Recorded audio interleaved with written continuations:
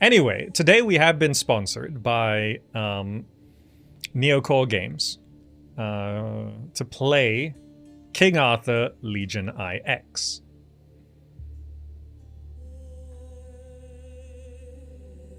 I left off at S2, second to last map or so. I don't know. I don't know how long the game is really, but if I zoom out here, yeah. So I'm level, like I just finished a mission here. There's like more of these missions here. There's this whole area that hasn't been uncovered yet. Wouldn't it be Legion 9? Yes, but if you say Legion 9, people type in Legion 9 when they search for it. And that, like, Legion 9 is a thing. Like, it is a Roman legion that has a history and all of that. So, and of course they would have written Legion IX as well, because they're Roman. But, if, like, quite often, you like, just to make sure people know what it's actually called, and people Google correctly, it's Legion IX. Because it's Legion IX everywhere, right? So this is a tactical RPG, which is pretty much my second favorite genre of games, but people generally don't watch people play RPGs so much because it's that weird thing where people are actually very interested in RPGs, but people who are very interested in RPGs don't want to watch other people play the main stories because of spoilers, so they don't watch the videos or content. So I've got like a couple side quests here, which I currently don't have a next main quest unlocked. I think I got to level up a bit more. So this is a good place to stream and show off, right? So I really enjoy RPGs and tactical RPGs, like RPGs with tactical combat, particularly my thing. But people don't watch it on YouTube. Like, people would watch someone playing a very old RPG, generally, but not the new ones, right? They want to watch someone else play an RPG differently from how they've already played it.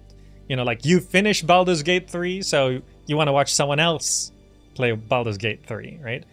Because if you're planning to play Baldur's Gate 3, you're not going to watch someone play it. Like, you want to save that for yourself. It's this weird thing, right? Where it creates the sense that it's an unpopular genre, but actually, it's actually too popular.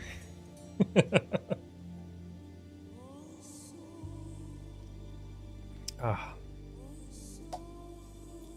got a cappuccino today. Fun fact, Romans used both subtractive and additive notation of numbers. Andre, I'm a little unclear of what that even means. That was the good year of MMCLXXIV. Is that correct? Hold on. 2000. I think that's correct, yeah. I'm not the best at Roman numerals. I know the basics, but... because my house growing up had a clock with Roman numerals on it, and I think that's actually very important. You should at least know the basic Roman numerals. Oh, so the 4 I's and IV? So, they did actually use the 4 I's?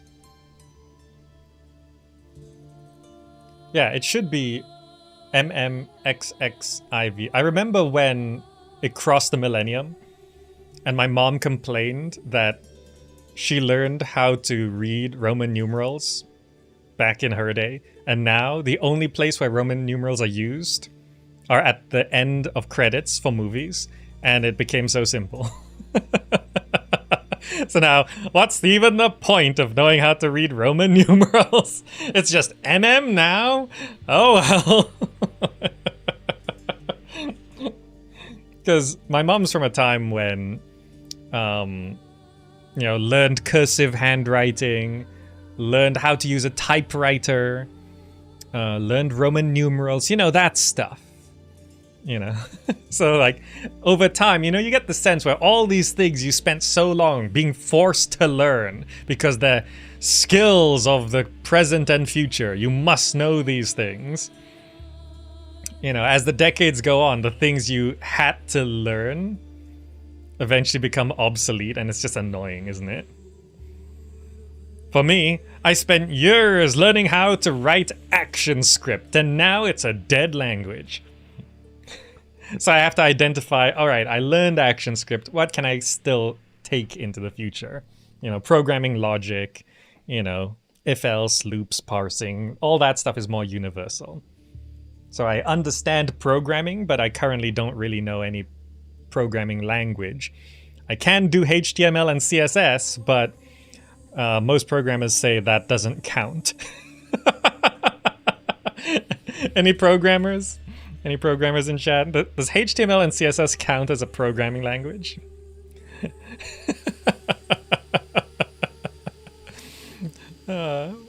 Let's level up. If you don't know this game, I did do a video on it, and I did list it in a list video before I was even sponsored to check it out. It's a tactical RPG. We are undead ancient Romans. We've risen from the underworld, trying to get back to Earth, but we ended up here instead, and this is Avalon, which is sort of otherworld, spirit world Britain. From fantasy. So now we're here, and well, we gotta make this our home. Does not count do PHP. I have done very minimal PHP for WordPress. So I get PHP. I get the concept. I've done a little bit of it, but I wouldn't say I know PHP.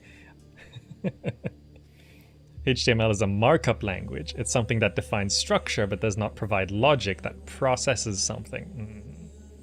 So it's not a programming language. It's like XML or JSON. Yeah, so like I've dabbled with XML and JSON. I had to learn a bit of JSON to mod Nebuchadnezzar, because the modding system uses text files, which are just JSON, right? So, like, I've dabbled in the programming languages. So I understand the concept. So I did do ActionScript, but apparently that was a bastardized language that's not a real language. It's just a mix of JavaScript and some other crap. But it was a programming language. It's just dead now. So I did learn that. Because when I was learning multimedia, it was sort of the ActionScript is sort of like the English language. It's a mishmash of all kinds of random crap, but somehow it was like the most efficient way to do things. Was an ActionScript a Macromedia thing? Originally, yes. Adobe bought Macromedia, so it went from Macromedia Flash to Adobe Flash.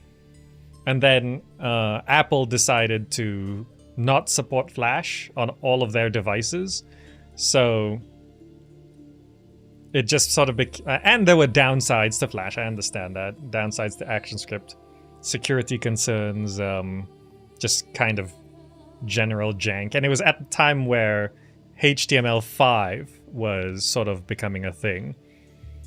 And with the programmer definition of something that processes, I would say HTML5 counts as a programming language?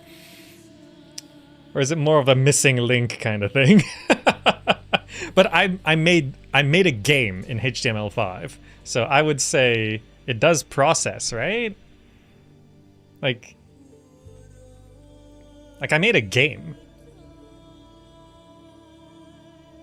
Like, does that not make it a programming language? Like an interactive game. It was my university project.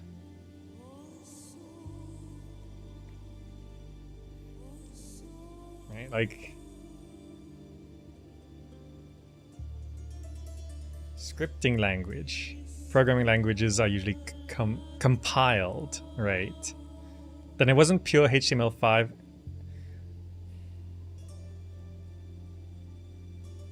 Just HTML, no JavaScript.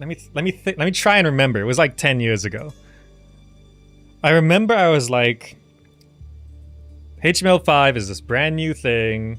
I've looked online and there's all these amazing animations and interactive projects. There's some JavaScript library included.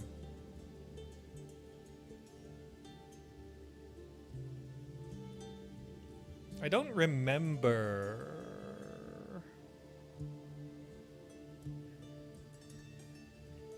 Can HTML5 store variables? It was 10 years ago, so I don't really remember. Can HTML5 store variables? Because that is all I need to make a game. So it was HTML5 with some way to store variables. People do crazy stuff. Yeah, you know what I did? You know what I did for animations? I used a file format that no one had ever heard of and still has never heard of. You know what it is? .apng. Do you know what those are? They're GIFs, but they're PNGs. They're animated PNGs. Have you ever heard of a .apng? I use them. And no one ever uses them before or since. They're so inefficient. I think it's just easier to create a video file. But for my HTML5 project, I was like, I'm using new things, so I need some animations for things. I'm gonna do .apngs. So it was not efficient. Each APNG was like many megabytes in size, which is not good for a website. Because a PNG is already very heavy, right? Animated PNGs means every frame is a whole new PNG. In the dark times, there were APNGs. When I was talking to my lecturer, I was like, I'm using APNGs here. And they were like, you're using a PNG? No, not a PNG. APNGs. A PNG. No. APNG. .apng. A PNG? It was, like, even explaining the file format was hard. They're like Battle Brothers. I played a little bit of Battle Brothers. I think as a game, it's very good. I just couldn't personally get into it. Like like I haven't played it in a long time. It might have changed since I last played it or just gotten better. But I didn't feel hooked. And sometimes that's just a thematic thing. You know, sometimes it's just, you know, it's why graphics aren't important, but sometimes, you know, the graphics or the way a game looks just sort of hooks you sometimes, you know. PNG-driven browser games. That's essentially what I made, yes. A PNG-driven browser game. And I programmed it in HTML5. And it did store integers. As in, what I mean by that is there were variables which stored a number, and that number was used to change the game state, right? And I can't remember exactly how I did that. It was primarily animated PNGs and HTML5. I don't know whether it included any other JavaScript or anything to store the integers. But it was like 90% at least HTML5. And maybe just a bit of JavaScript to store integers? Maybe. It was 10 years ago.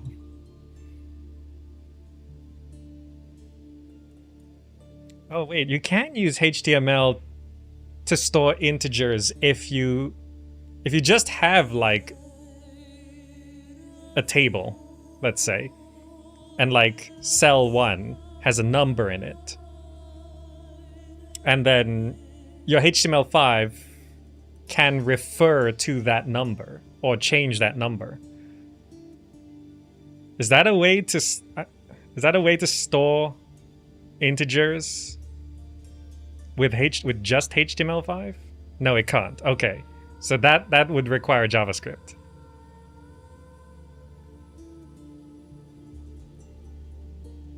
You can't manipulate the rendered document with HTML.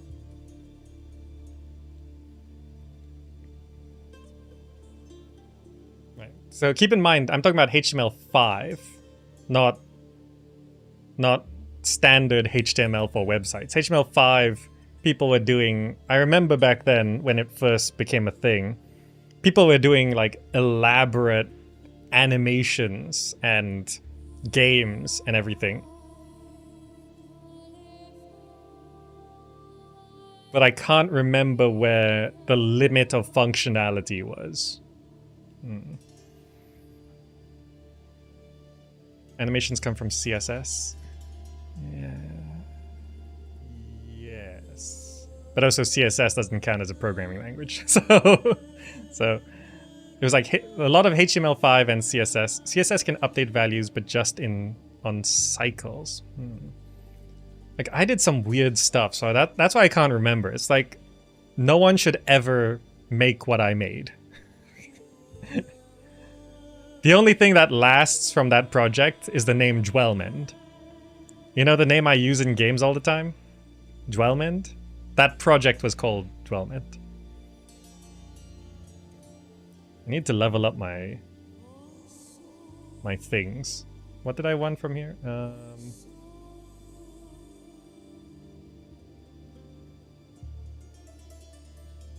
Causes knockback.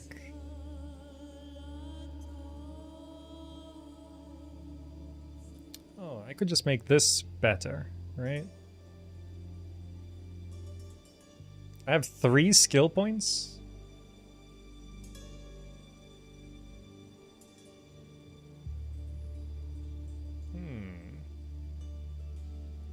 I could just become more tanky with this. Regain 3 vitality for each kill. Yeah. So this game doesn't have any active healing spells. Right? So a lot of like this game basically has varying health pools and other ways to recover health, but I definitely want this.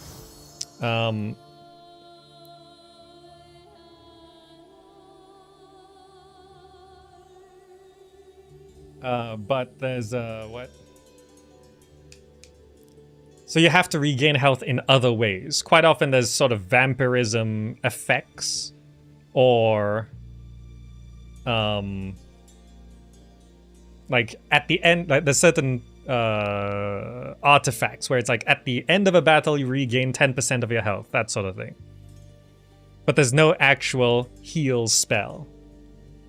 While 3 or more units have necrosis, the hero starts a turn with +1 AP. That's actually really useful, because we do that all the time. You don't recall many undead in Arthurian legend? Well, in this one, Arthur... So in the original game, the one before this, King Arthur Knight's Legend or something. Knight's Tale. King Arthur Knight's Tale. What happened was King Arthur and the enemy of King Arthur fought a war, they both died, right? Then a necromancer revived King Arthur and his army, and that meant like King Arthur was back as an undead, but was evil, right? King Arthur's now the bad guy. You, in the original game, were also brought back to life, and now you're like, well, King Arthur's now the bad guy, and I hated him anyway, so now I'm gonna keep fighting King Arthur, which kind of makes you the good guy. But you're not a good guy. You're just fighting the bad guy, right? So in this one, King Arthur's forces and stuff are still around. This is Avalon, right? So the spirit world of Britain. Necromancer was bad at his job then. I don't think it was like a necromancer. It was like some necromantic forces brought everything back to life, sort of thing. So in this one, you are part of that thing that happened, but you are Legion 9, an ancient Roman legion that was in hell, and this legion, this whole army has been trying to get out of hell because they're back to life, I guess, and the whole army's trying to get out. So they've been trying to climb the levels of hell, and they thought they were about to reach Earth, but they landed in Avalon. Like, our group landed in Avalon, and we're like, what's going on? Also, we tried to bring our army through, and they just died. So we can't get our army through either. So now we're here trying to find out how do we get the rest of Legion 9 to us, because at least they'll be out of hell. Avalon's spirit world, but not hell. So it's like, still better. Do you really need a reason to try and get out of hell? Yeah, we're trying to conquer the world. Of course. Legion 9 will conquer the world and forge the eternal Roman Empire. This one will be eternal, I promise you. Unlike all the other Roman empires, this one will make it. This one will last forever. Promise you. Trust me, bro. Just one more Roman Empire. That'll solve it. Just one more Roman Empire. That'll solve the world's problems. We just need one more.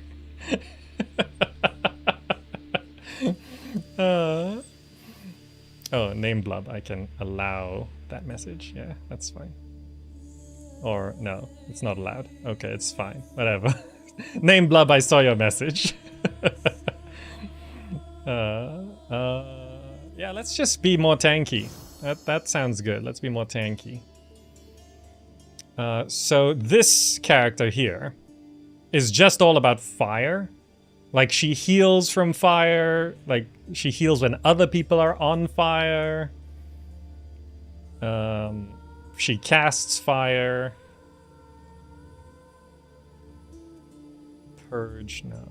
What's this? When she attacks, she sets people on fire. She can summon fire birds. The fire birds are actually kind of good. So let's get them sticking around longer and doing more damage. I like the firebirds. That's such a cool setting. I mean, it's weird, but yeah, I like the setting for this game and the original King Arthur game. I like the setting. So this is our ranged guy. Throws spears, javelins, stuff like that. Long reach, skewering. Has some poison stuff. Can cast a turret, which is also actually kind of good. There's volleys. Piercing throw, gains +4 armor piercing. Heart piercer. You know, I really like the turret, so I'm just gonna have that faster and more damage. Now, this is our heavy hitter, big halberd kind of weapon. So this one just has a teleport ability, teleports behind you, nothing personal, then hits you with a giant halberd. Armor is increased by 3. Yeah, this is gonna be useful because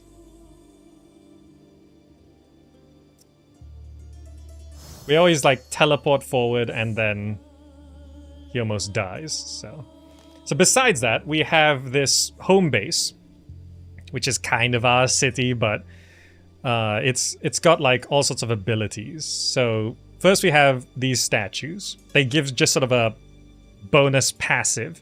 Currently we have these two, which means we can't rest at campfires to restore our vitality, but we gain 10% of our health back every time a battle ends. And then this one, where we can't rest at campfires to restore our armor, but we regain 20% of our armor after every battle. So basically, we can't rest at campfires, but at the end of every battle, we heal a bit anyway.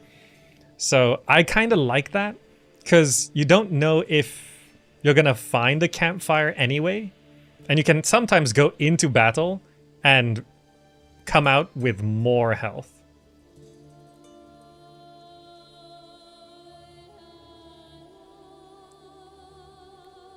I could upgrade my melee weapons, which is good. All but one of us... No. All but 2 of us use melee weapons. Any potions to buy? Yes, a healing potion. We actually have a lot of healing potions. Let's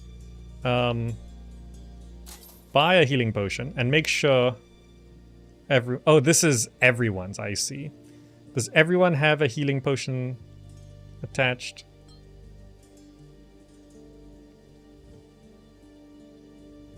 Cannot equip potions to this slot due to the hero's trait.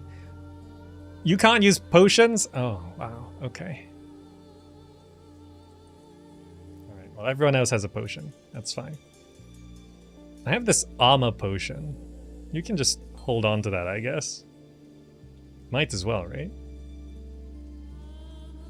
Oh, grants a hero a skill point. Can I just... How do I use... Do I have to use that in battle? I have all this stuff as well. I'm not going to go through all my junk. Do I want to activate any of these? The ultimate gauge starts full next mission. +1 loyalty to all heroes, +1 extra loyalty to all heroes with negative. +1 AP to all heroes for the next battle.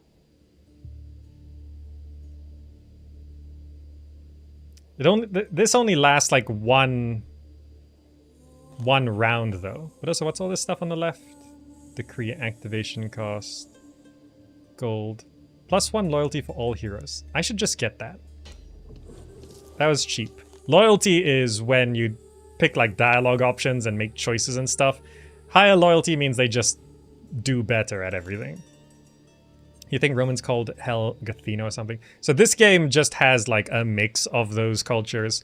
I think it does actually call it Tartarus at one point, which I think is more Greek, but also the Romans stole a bunch of stuff from the Greeks. Did the Romans ever call Hell Tartarus? Or is that an exclusively Greek thing? Plus 10% permanent vitality for every current and prospective hero. Just more health? I think that's just good to have. Yeah. That's good. So that just makes us all much tougher.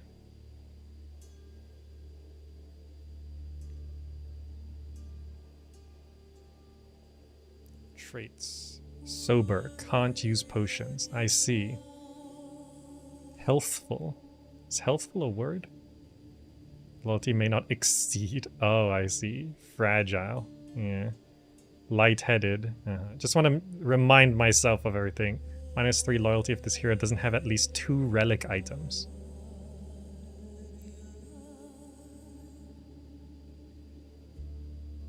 These are all relic items, right? Yeah, yeah. Okay, yeah. Google says Orcus. I have heard that word in this game, so they have mentioned Orcus. Okay, I've leveled up. I should probably do the level 10 one. I'm now at level 11. So the reason why I'm now over leveled is because the last mission was a level 12 mission and I played as properly as I could and I actually beat it. I got an achievement for beating a mission that was 2 levels higher than me. So now let's go do this.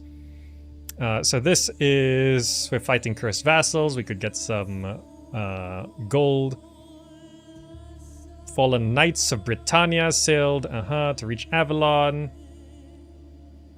Oh, we're here to take a magical ship.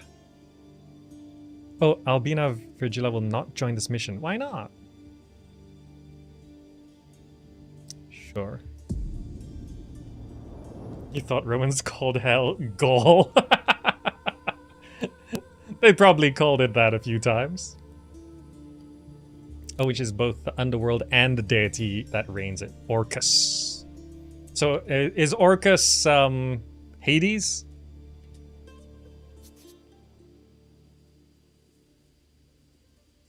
Whispering Cove. The path ahead leads to the bleak shores, where ships from Britannia arrive to find their demise or salvation. What guides them here is a mystery we must uncover, so I can unleash the 9th Legion on the ripe lands of Avalon. Tribunus, your duty is to get me to the rotten heart of this secret, and lay it bare at my feet. All right. Whatever. Just stop tormenting us with the poetic drivel. So this game can be played mouse or keyboard. They look ready to rumble. Yeah, yeah. Legion 9's always ready to rumble. A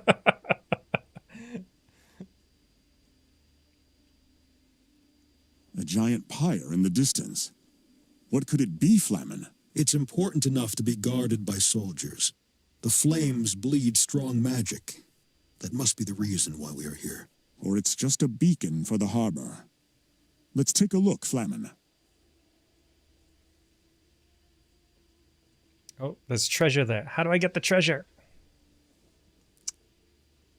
Sometimes this game be like that. By the Seven Hills. Oh, some treasure Money there. is the soul of war. I think they've changed some of the voice acting since I last First played. the undead, now the demons. I can't take this anymore. Help! Help! I'm not sure Pathetic creatures. whether they've tweaked the voice acting, because I think the only real like criticism of this as a standalone game was sometimes the voice acting was a little inconsistent, but also I'm feeling something unusual, as if someone tried to bind my powers. I suspect the Christians of Avalon. It could be their making, a spell against the dead. Tribunus, you must find the source of this curse and destroy it. I think they made it better. Reward justifies the deed. Maybe that's what the patch was. There's a canon asterisk story where they get all beat up by a Roman girl. It was Demons. collab with Italian The artist demons I told Milo you about. Manara. Silence, peasants. Run to the ships and tell them to send reinforcements. For God's sake, even more running? Yeah, get to it. Run or die. Because we're here to kill. Oh, we're in battle already. Okay. I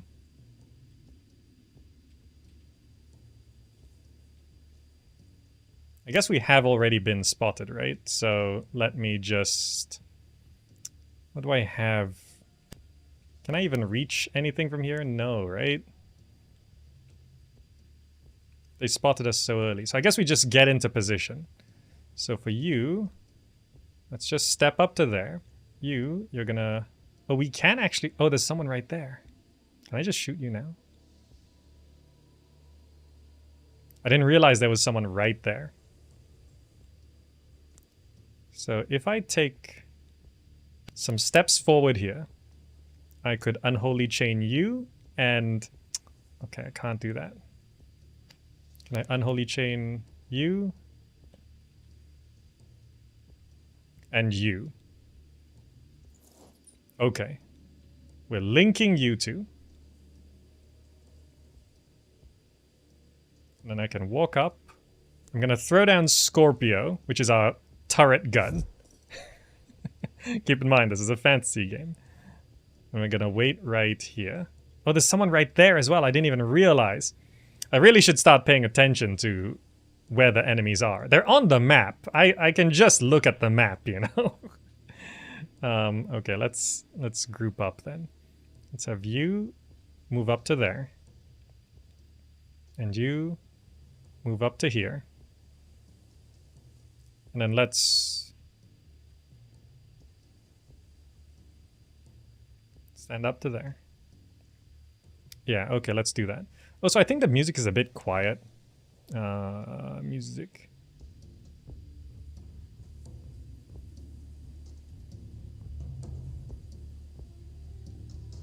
Some of the music is quiet, some of it is a bit louder. I don't want to, like, blow your ears out. Okay. Everyone just takes damage because we have abilities that gives everyone necrosis at the start. Scorpio turret doing some nice hits. Oh, they have abilities. This is some hero of some kind. So there's kind of two different health pools and armor. So the red health is your base health. They call it vitality. The blue health is called hit points. So the reason why it seems overly complicated at the start. Oh, there's way more enemies than I thought there would be. It seems overly complicated, but it's because we have like abilities at half vitality, and then we have execute abilities that kills anyone at half vitality. So the hit points sort of prevents you from just like two-shotting massive creatures with just a couple spells. The Scrooge, thanks for joining. Okay, so we got pushed around a little bit here. So what I want to do is...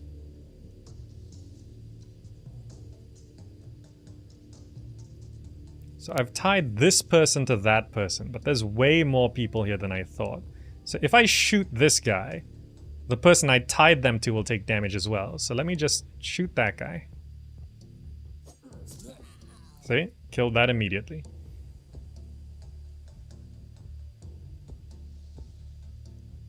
Just shoot you again. Okay, good. It's my turn again? So what we can do... I need to break this guy, but there's also all this other stuff around us. So let's move you over to here. And you can start bringing this swordsman down.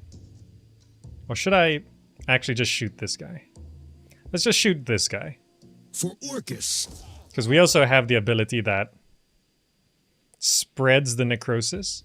Now, for us, I'm going to give this guy a protective shield. And I'm just gonna give this guy a swing. So breaking through the armor basically means they get weaker over time. Now this guy has this ghost attack, which puts us in a bad position, but it allows us to backstab like this. And then we can just hit this guy. This is our heavy hitter, great for breaking through. And we can even do a crippling blow, which pushes him towards us, which then I can now... how many... Because I was knocked down, I've only got 6 action points, so I should just... I'm rooting whack for you. and whack. Good. And that's everyone. So this guy, in a bad position, I'm going to turn him around so he's not getting backstabbed. You can see, they can't always move, but you can tell them to face a different way. So this way it won't be so backstabby. Good.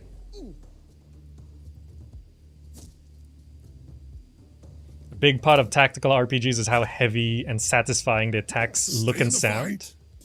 You're digging the screen shake. Yeah, and I think the screen shake is an option because I know screen shake is often, like, people don't always like it. I'll double check once this runs. You can hold space, by the way, to speed this up if they have, like, too many people. Let me just check. Can you disable screen shake camera? Yeah, you can disable it. So it is an option. Very nice. And also, I think the... Did they add this? They added the audio slider that... I'm pretty sure this wasn't here before. Games never have cinematic audio sliders. I always ask for a cinematic audio slider. I think they actually added it. There's some new options, I think.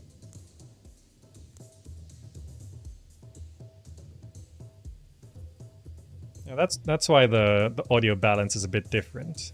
There's a cinematic slider. Equalizer. I don't really know how equalizers work in games.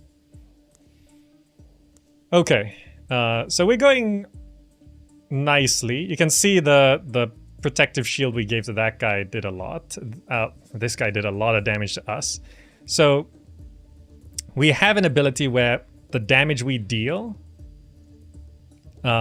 returns as health to us. We all have vampirism. So watch my health here. It's 57, 59, 61. Great. At your service. Now, for us, we do have a skewer ability, which I think what I'll do is I'll step over to here, and then I can piercing throw through these two. Good. And then for us here, I can actually beam of light through this. Finish off this guy. Then use this guy to finish off this guy. And hit this guy. Face that way. Lapinlade, thank you so much. Do I have anyone left? Oh, right, this guy. So I want to shoot this guy. Spread more necrosis.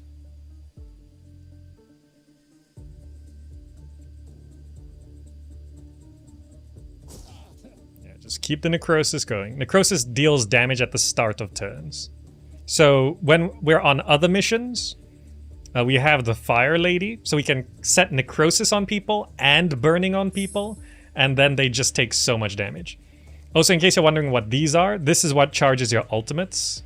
So I probably shouldn't be walking up to any of these because I'll take damage, but you can charge up your ultimates. There's a soul pool. If you get enough, then you can use your ultimates. It's this here. We currently have 0. Dr. Doomnado, thank you so much. Am I planning to stream more Mana Lords? Maybe when it's developed a bit That more. one went deep. You seem to bear a grudge.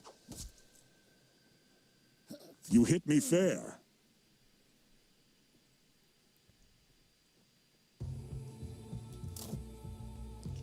Okay. You seem to bear a grudge.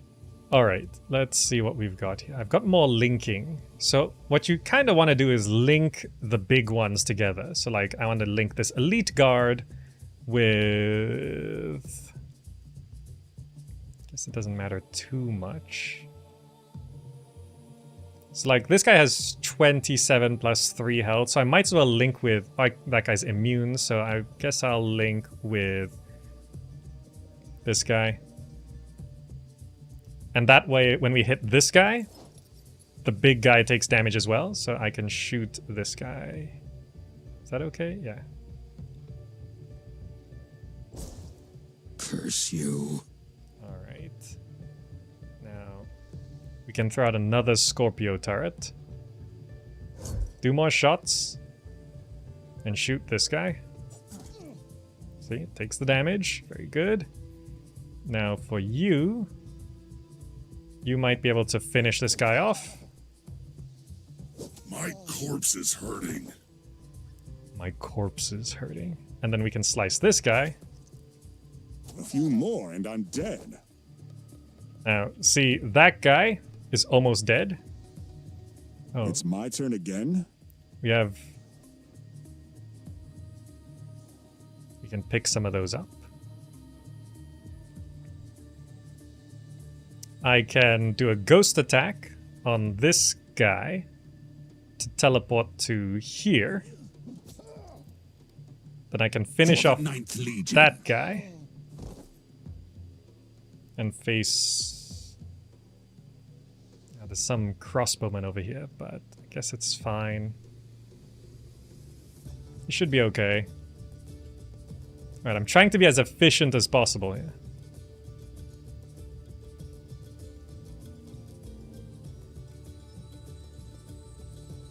Alright, that's pretty good. The enemies caused us some bleeding. You can see the icons on our portraits here. Gulibarth, welcome. All's going pretty good. Already dead. This game is a tactical RPG. We are undead ancient Romans fighting undead forces of King Arthur in Avalon, which is the spirit world of Britain. It's a bit weird, but... Let's shoot you. Get rid of you. Let's shoot you. Very nice. Now,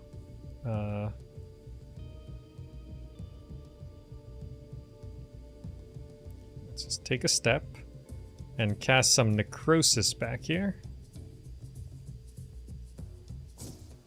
I demand you to stop. The And Imperator is my shield. We can walk up. Walk up. We can give you a protective shield.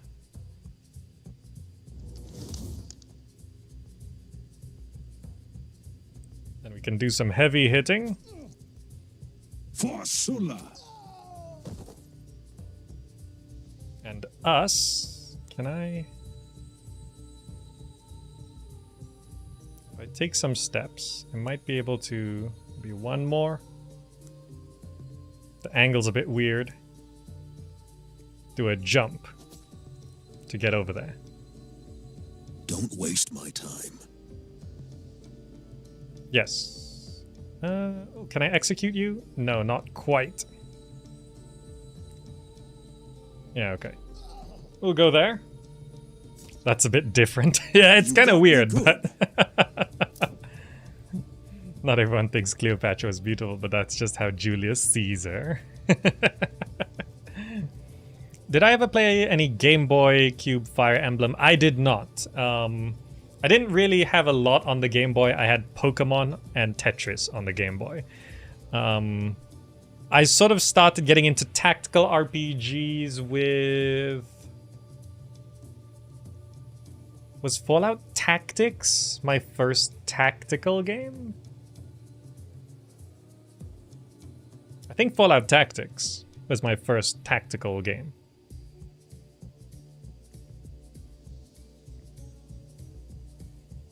I can do this to kill that guy.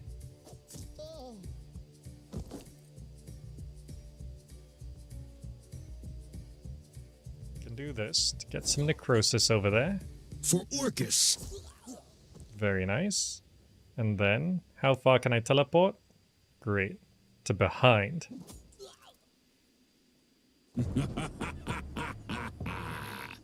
Look, They always call out when there's treasure, and then You sometimes can have my share, brothers. they see it before you see it. They're like, look, and I'm like, where? silver and gold. Perception means we find this treasure. Very nice, very good. More plunder. Filling the Legion's coffers. Very nice. More treasure, okay. And I think we're heading this way. That we can look at the map.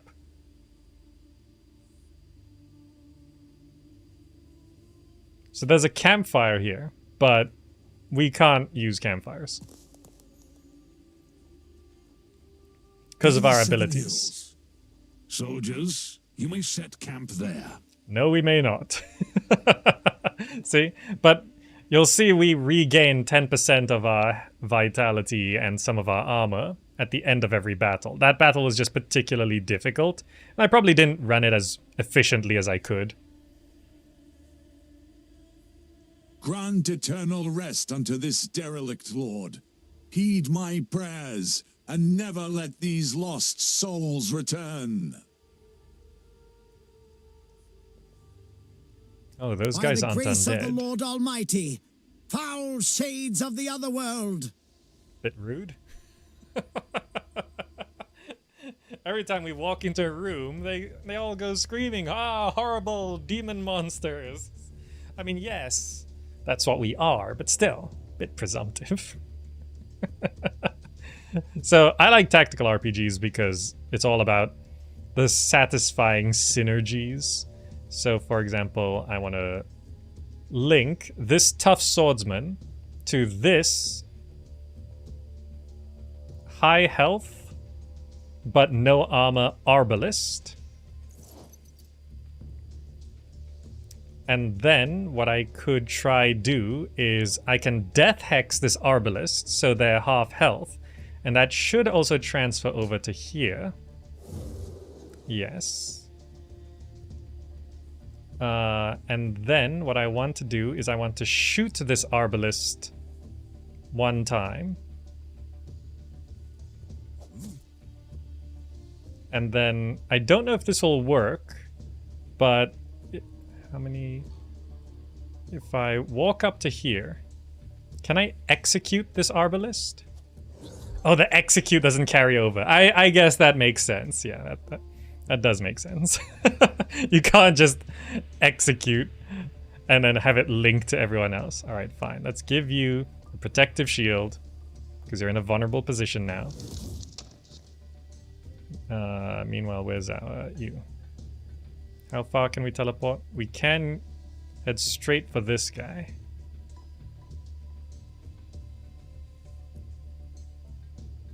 And backstab him. And finish him off. Synergies. Let's face this way.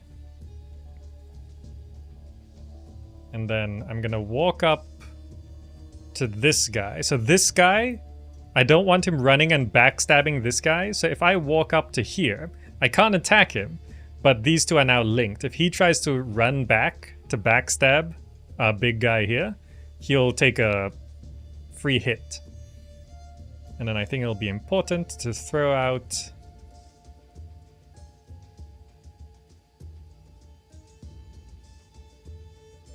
a Scorpio turret. Just to have more damage going around. They could have mixed in Ancient Egypt too, since we're mixing everything up. I mean, if they make another game, like By the King blood of Arthur, Christ, I Pharaoh's shall army, bind you, you know, sure. demons. So the first game was all about sort of European stuff. This is like another side standalone game, and it's about Legion 9, which is ancient Rome. Decent hit. They could totally throw on Egypt. Bring Anubis stuff in. Feels kind of Age of Mythology-ish. Get Hela showing up from Nordic legends.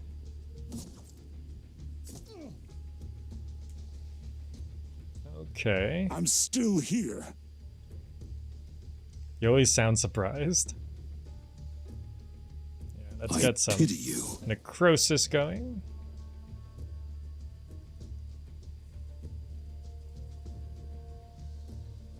Who do I want to shoot? This guy?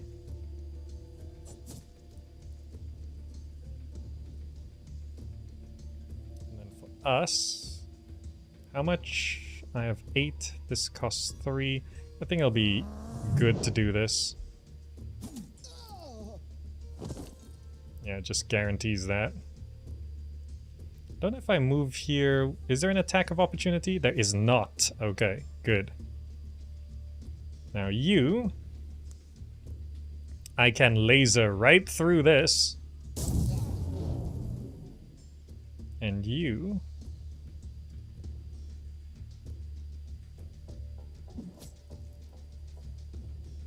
Something sapped our action points.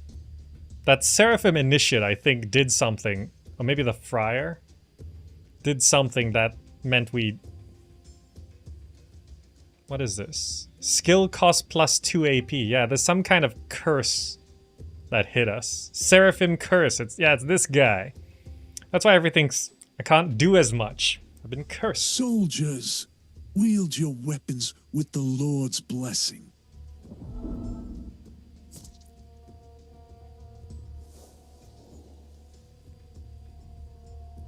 Some of them, they're getting healed. Right, so we don't have healing abilities. King Arthur's forces have healing abilities. I don't know whether it's King Arthur's forces in this. I've not gotten that far in the That's story. gonna leave a mark. But there is Merlin. So these guys are at least with Merlin. And he's got healing abilities. That's why they can heal up. We have to drink their blood. Can I jump to anywhere? I can't jump to that guy.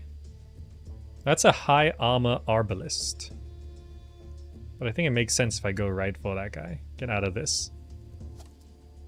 Did he dodge it?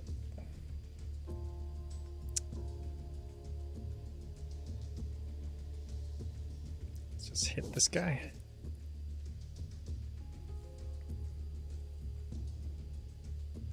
That's I pity you. more necrosis down.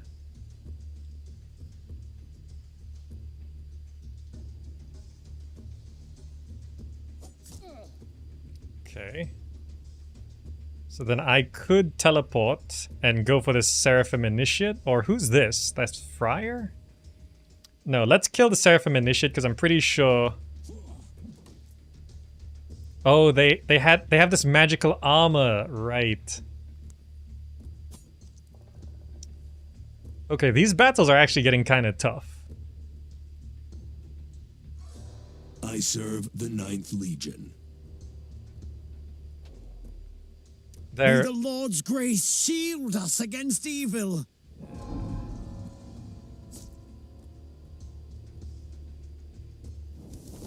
burning. They have so much magic. That Arbalist has a knockback crossbow.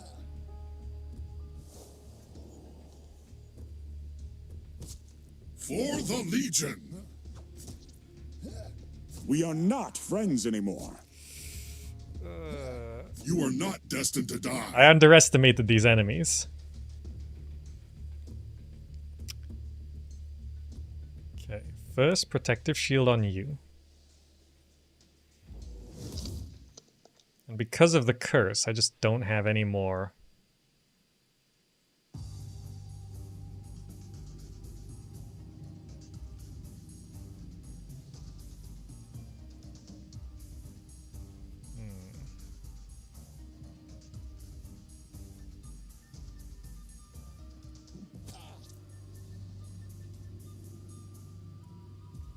So the Seraphim Initiate is slowing our...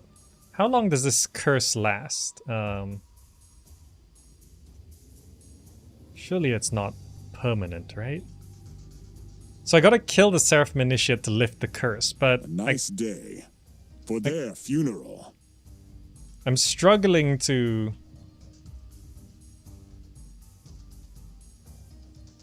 do anything, because the friars are healing and providing shields.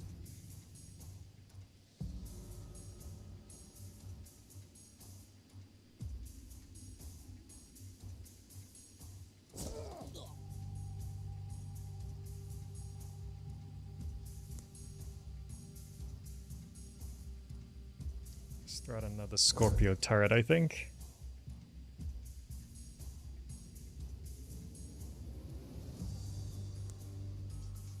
Try volley onto that guy. Okay, got one of them. We can turn you around to face there now.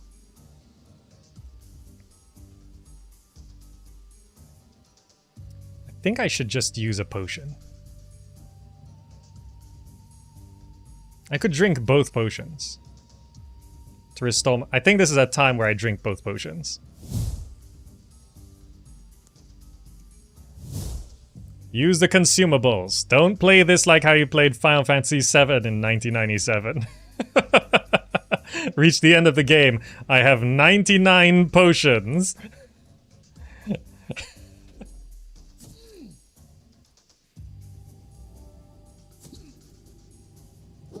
I can hear Tartarus calling. These are actually the toughest enemies I've fought in this game. These enemies are actually tougher than the ones I met on the level 12 mission. Because I think that the level 12 mission was a main quest, whereas this is a side quest. So this is like optional. So even though it's technically lower level, it's sort of like considered... Oh, you didn't have to do this? So... Okay, I can now...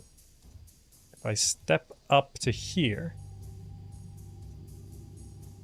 So this costs 6, this costs 5 now? Damn, okay.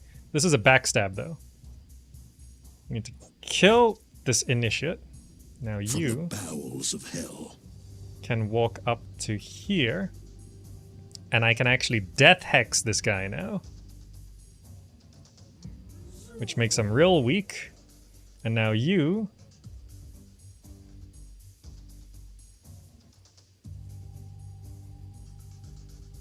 Normal attack costs 6. This costs 5. I have 10. That costs 6. I don't have this. I just have to hope this kills him. Die! Damn. Bleeding and necrosis, though, might kill him. Now you... Oh wait, I got jumping attack.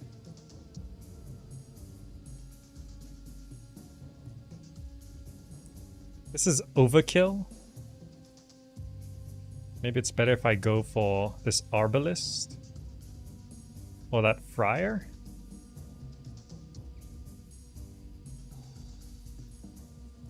Let's go for that Friar. Because that one's healing. So I want to get over there. Okay. Didn't quite kill him, but... Oh wait, no, there's us. We might be able to kill this guy.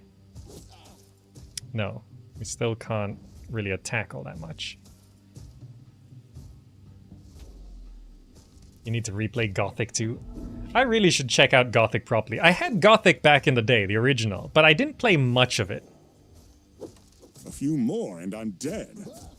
Why does a Friar get to hit so many times? Kill me more.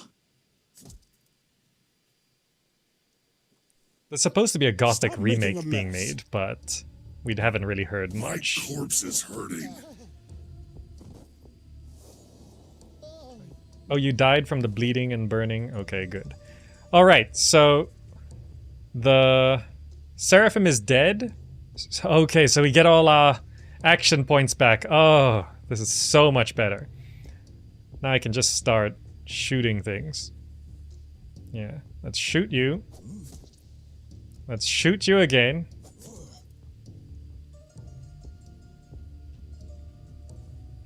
I can link you. Oh, just out of range. Damn, fine. Just shoot you. Orders? Can hit this guy with this. Very good. And can run up to grab that and just run up here. Now you, can you execute this friar? And do a slice here. Then run up to here to grab that. Very good. And then you can ghost attack on this friar. Backstab. Pray Hit him for again. death. And do a crippling blow. Oh, see how much we can do once the curse is lifted? That curse was nerfing us so hard. Let's just try to grab more of these souls.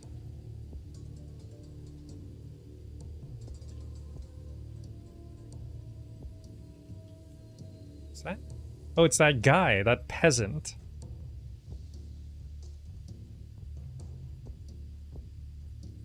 You can walk up to there. You can walk up to there. We keep one action point because it reserves for the next turn.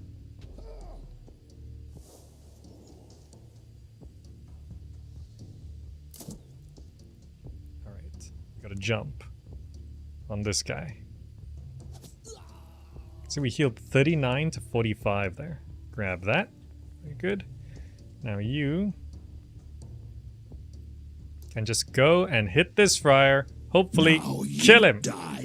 Seriously? For victory. Yeah, just in case.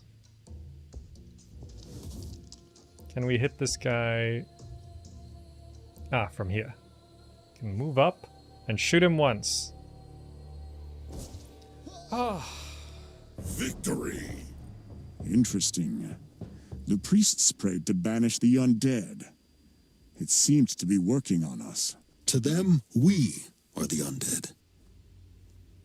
Have I ever played Elex? I haven't played it, but I covered it in my list videos. I sort of saw it as a sci-fi Dark Souls. Is it actually kind of more like Gothic? Osage Orange, welcome. Keeping people peasants. Well, it's not me keeping him a peasant. It's the Merlin / King Arthur's forces. So here's this... Open that chest now.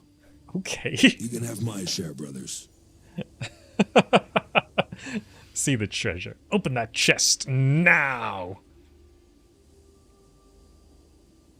I have nowhere to run, and the soldiers left me behind. Please spare me. You will not regret it. So there are like alignments for your moral choices.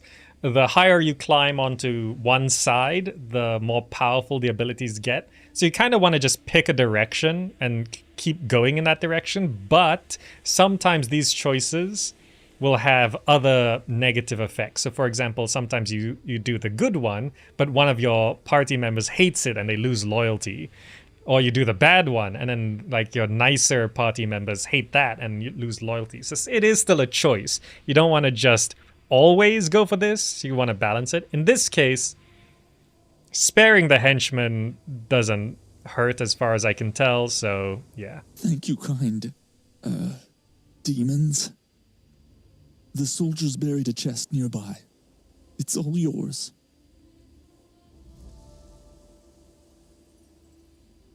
So I just happen to like go in that direction for the alignment, so I should just The reward keep going in that justifies the direction. deed. Get down to the shore is our current objective. Isn't this the shore? Or do I have to go through this ship? Let me check the map. Oh no, I have to get there. How do I get there? Is it round? Oh, up these stairs. I forgot there's stairs right here. I didn't even have to talk to that guy. So we took quite a beating, and I drank 2 potions. Potions are hard to come by. You can buy like one potion of each type lies behind the bridge, every but 3 it is missions. protected by Christian magic. So that was the strange sensation I felt. They truly wanted to keep away the shades like us. Finally, a challenge to match your greatness. You will see, Tribunus. Witness how I will break the seal. All right, show off. This guy's always insulting other people's magic. Well, that didn't work, did it? Orcus, the magic imbued in the seal is too powerful. It almost burnt me to cinders. Plutonius Nerva always fronts so hard in this game. He's always like, my magic is the most powerful magic. Everyone else's magic sucks. And then immediately fails. At least my actions reveal the exact nature of the enchantment. This guy's on a supply of copium.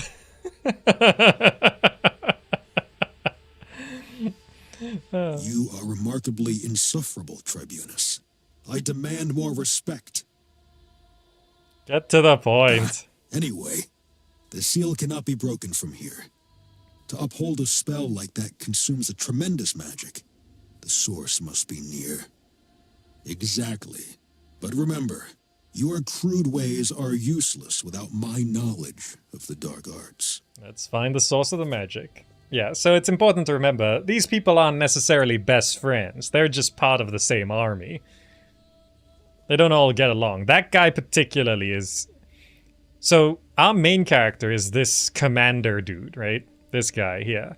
That guy is like the main magic spiritual dude. So both of these two think they're the boss, right? It's kind of like when you own a cat, and like you think I am the cat's owner, and the cat thinks it's your owner. It's sort of like that. You both think you're in charge. A shrine. We can mend our flesh here. Mend our flesh. Yeah, well, we can't do that. Brave knights of the Lord. Kill the spellcaster Blessed be first. those who embrace martyrdom in his name. Be not afraid to suffer. The relic shall mend your wounds till you keep the demons at bay. Tough knights and a spellcaster. All right, so, and of course the priest just casually pulls out a mace. This is my holy, spiritual mace for beating people to death with. Okay. Oh, there's a lot more of them. There's a whole row of crossbows up there. That's a veteran knight. That's a guardian knight. That's a veteran knight. This is Father Jonas. Oathkeeper cross. Okay, so what I actually kind of want to do is just run through this way. I don't know what I can reach right off the bat. I don't think I'm in range of anything. What I can do is just... This is 4 action points. So if I just run to here first, on the off chance I can reach a jumping attack, no. So I just want to run right up. Now I can actually throw down a Scorpio turret here.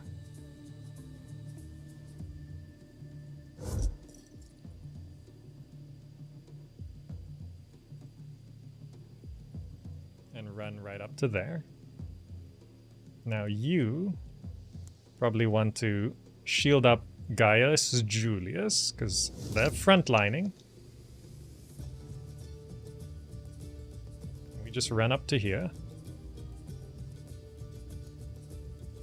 Now, Ghost Attack is 3 action points. I don't think this is going to be in range, but on the off chance, just to check. I could go straight onto that, but then we would be absolutely destroyed, so let's not do that. So let's just keep running. And then we have our spellcaster, who's gonna run right up to here. Don't question it, it's a rule of cool. Oh, look at this guy. Father Jonas. Alright, we're probably gonna take some hits on this first round. But I need to get rid of the spellcaster before any other weird curses come by. Demons, vile shades. You shouldn't tread the world of the living. Leave. This isn't the world of the living. We're in Avalon. It's literally a spirit world. What is that?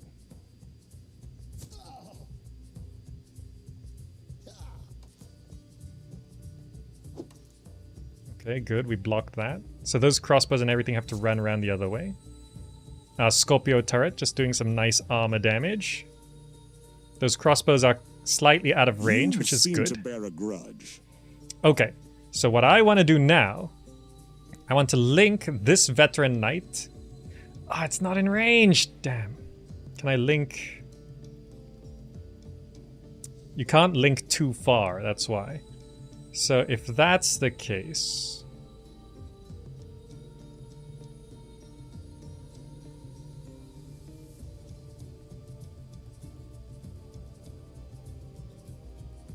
this is 4, 5, 6, 7.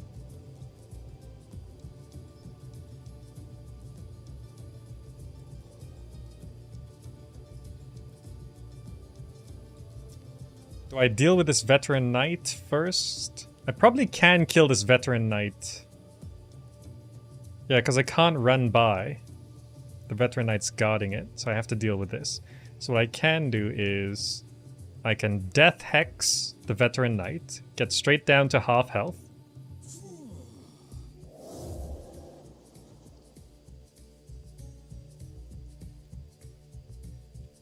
And then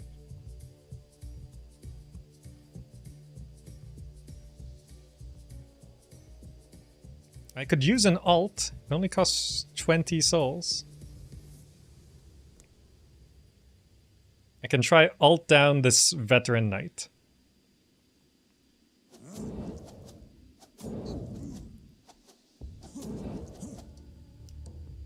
They got some dodge, huh?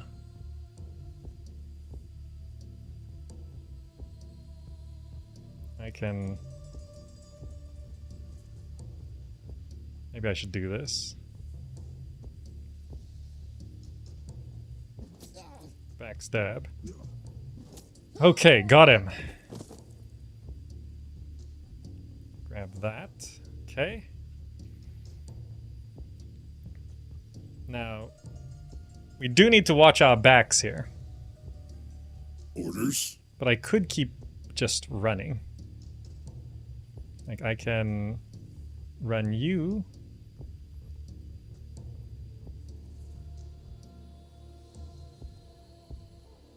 Up to here. And I can use volley to break through Father Jonas's shields. Okay, good.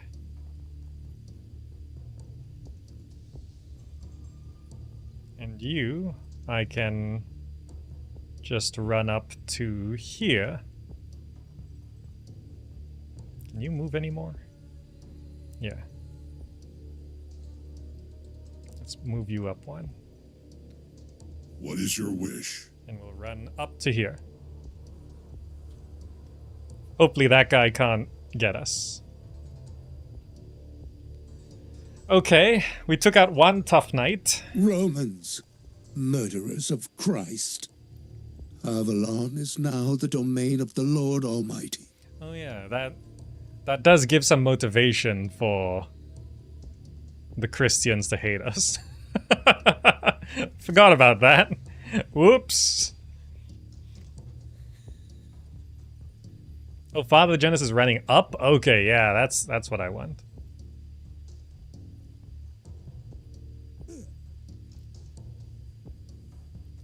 So I can actually reach Father Jonas, but...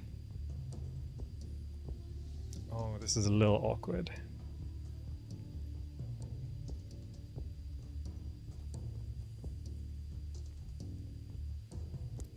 Can't link this guy to anyone.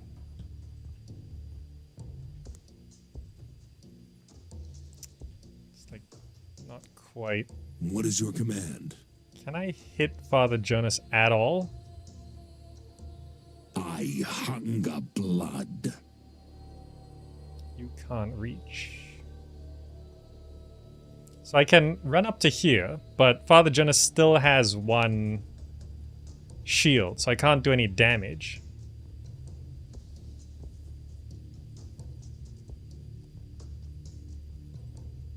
For Sulla. Oh wait, no, that does go through that. Oh, that's a different kind of shield. What kind of shield is that? Protection from ranged. Oh, it's only a ranged shield. Okay. That's good. Let's get to work on this Guardian Knight then. Let's shoot you once. Shoot you twice. For you, this attack is 4. We've got 8, so we can shoot twice. Well, it's not shooting at melee range, but okay, we're gonna stab him twice. And then I do have a shield bash, which will knock back. That costs 3. This costs 3. I have 9. So I want to hit. Attack! I want to hit. And then I want to shield bash. Does this affect friendlies? Let's find out. It does not. Okay. And then we have you. Who... Okay, there is some protection there from range. So I'm gonna move up to here.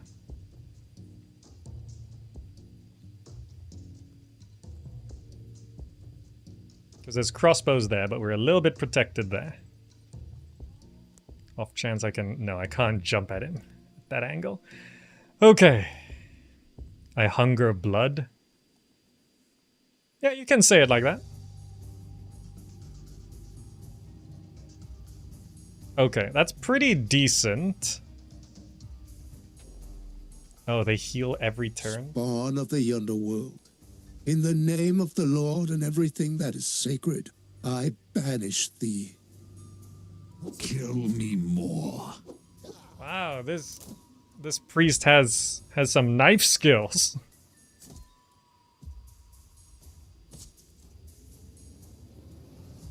Oh, he's hitting my Scorpio turret. Great, that's perfect. That thing blows up after 8 shots. Okay, now, can we kill Father Jonas? So, a normal attack costs 4, a ghost attack costs 3, but a ghost attack will also allow us to backstab.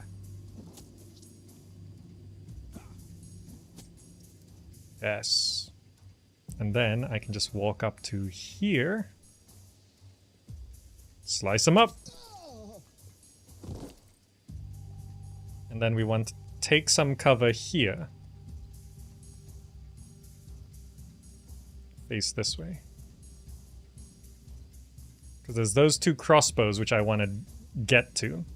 Meanwhile, I have to deal with these over on this side. Can I have multiple Scorpio turrets?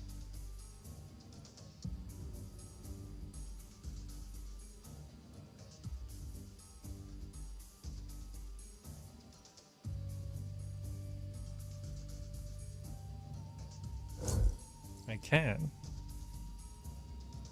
Take a shot. Now you. Oh, is this actually in range of linking now? Oh, I should have linked it first, then taken the shot. It's fine. Let's do that. Take a shot. We'll start softening up that veteran knight. I'm now gonna protective shield on myself. Take a step forward, take a swing. Good.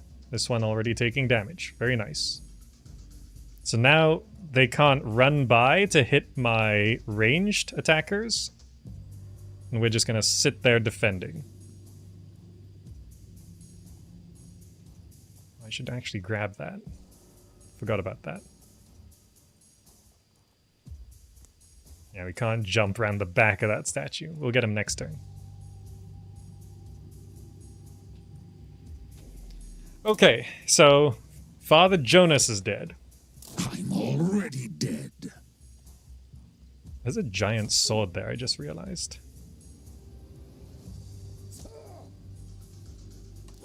Oh, we linked them, so when the Scorpio turret hits, it hits them both. It's just rotten flesh. Okay, so now I can walk up here. How much is this? 1 action point? That's 3. So if I walk up to here, I actually have 4 action points. So I can do Invocation of Mars and do a slice to insta-kill. Now this guy, we don't have the ghost attack, so we're just gonna have to walk up. Okay.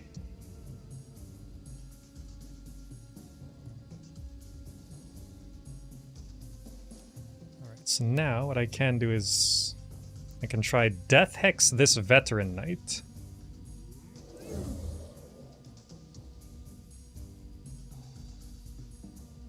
And start shooting this Veteran Knight, which will kill the other one. And then you Imperator is my shield. can step up and hit this guy. Forward. So by the time this Veteran Knight got to us, they're down to 26 health. So there's one Ranger here. Did the rest go up? Yeah, the rest went up here. So there's these remaining 2 up here. Let's face this way, because that guy's probably going to shoot us there. Okay. Show them how Romans fight. And these guys hit pretty hard. Kill me more. Okay, we've got 2 Overwatch attacks from the Scorpio corpse is turrets. We've got a counter. By Hercules. Okay, so what we can do is we use you to step up to here. Oh, I hit the... Okay, so we destroyed the that. seal is gone. Now we can go back to the bridge. That should also stop them from healing. And we can hit that. And grab those souls. Good. Now you... Kablam. For the 9th Legion. Now you...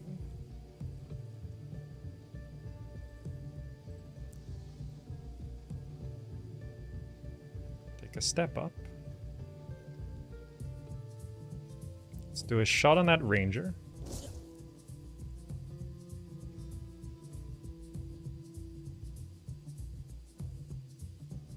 So volley can do like 1, 2, 3, 4.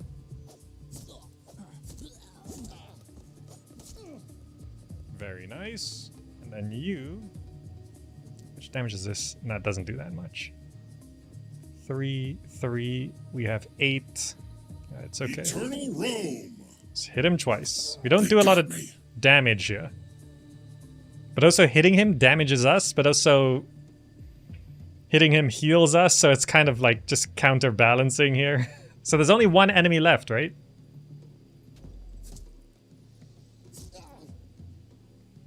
My corpse is hurting. They got me. If I hit him, he counters me, but then he hits me and I counter him. So they're just wailing on each other. It's like a Fast and Furious movie, and The Rock and Vin Diesel are just punching, and contractually they have to hit each other an equal number of times. That's what we're watching down here. It's just The Rock and Vin Diesel punching each other forever. I've not seen a single Fast and Furious movie, for reference. Not a single one. I have no idea what they're about. Cars and punching. That's my sense of Fast and Furious. Victory.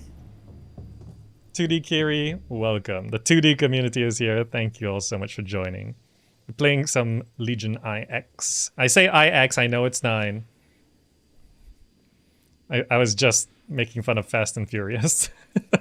Take everything. We just busted through this sigil of protection guarding a bridge.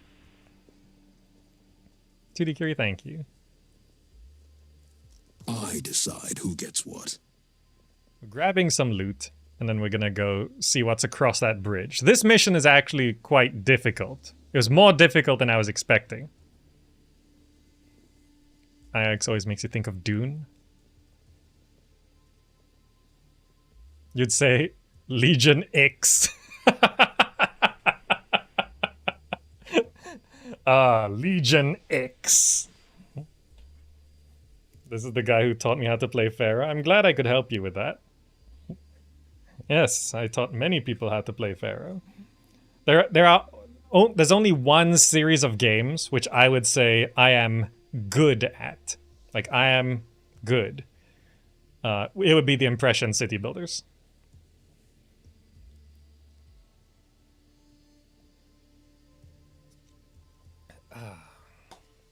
That's a cappuccino, people always ask. Execute Order Legion X. Good, good. I mean, like, I know it's Legion 9, but when it comes to, like, you want to tell people about a game, right? Quite often, like, if you say Legion 9, people type in Legion, the number 9, and then they don't find it, right? But then sometimes it's like, it's always a struggle when you're, like, presenting these things. Like, when I talk about FTL, the game, right? And I say, oh yeah, you know, FTL, what a good game. And people always ask, what does FTL stand for? I'm like, no, the game's called FTL. I mean, it stands for Faster Than Light, but the game's not called Faster Than Light. The game is called FTL. So I say, no, go check out FTL. And they're like, what's FTL? What does that stand for? I want to look it up. It's like, no, FTL. Look at it. So I tend to call things, like, verbally. I call things, where am I going? I ran right past the objective. I say things based on what you would type into Google. So for this one, it's Legion IX. For FTL, it's FTL. Finally, the seal has been broken, and the Christian magic can't harm us anymore. I can finally cross the bridge. You need to learn Emperor now, but it seems a lot easier than the others. No, because Emperor has a couple game-breaking bugs. Emperor is not easier. Zeus is easier. Emperor is not easier. Zeus is the easiest one. Emperor, in many ways, is actually kind of the hardest one. Outside of a couple Cleopatra missions, Emperor is probably overall the hardest one. So, on the latest patch for Emperor, which would be the version of the game you'd get if you just get and play the game, your catapults can't shoot. Don't bother building them. Enemy catapults are rapid-fire machine guns. They're completely busted. Like, if you run your infantry up to an enemy catapult in Emperor, the enemy catapult actually goes, and you can kill it, but it'll kill like half your legion before you get there. Luckily, they're not ranged, because that's also bugged. So they're melee machine gunners. Also, some annoying things. You can't tell your troops to hold position. So if you are trying to guard a choke point and the enemy approaches, your troops naturally just wander out. You can set them on stances. That's sort of like a passive, medium, and aggressive stance. But even on passive, they will move out. So you can't stand still with your troops. And the third annoying thing about Emperor is enemy troops can just embark over water. Like, if the enemy troops will just cross water like nothing. They do get into boats and then they get out of boats. But they just traverse over water like it's nothing. Your troops can't do that. For some reason, enemy troops can do that, yours can't. So when you're building walls in Emperor, don't consider the river as a barrier. You have to wall up the river as well. So if your city needs to have like fishing or any kind of sea trade, then you can wall up to the river, but the enemy can always just cross the river. No problem. So you can't, if you deal with anything on the water, you have to consider the water bank as outside your city. You can't wall it off. It's impossible to wall off the river. Like if you have a dock or some fishing boats, you can't wall them off.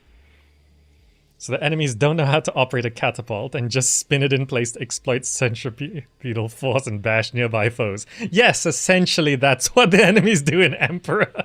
They're just swinging it around like a tetherball. And your troops walk up to it and get hit in the head. So Emperor, I would actually say Emperor Rise of the Middle Kingdom is the second best game of the series. But it's got those bugs. The catapults are busted, yours and the enemies. Yours are completely useless. The enemies are invincible.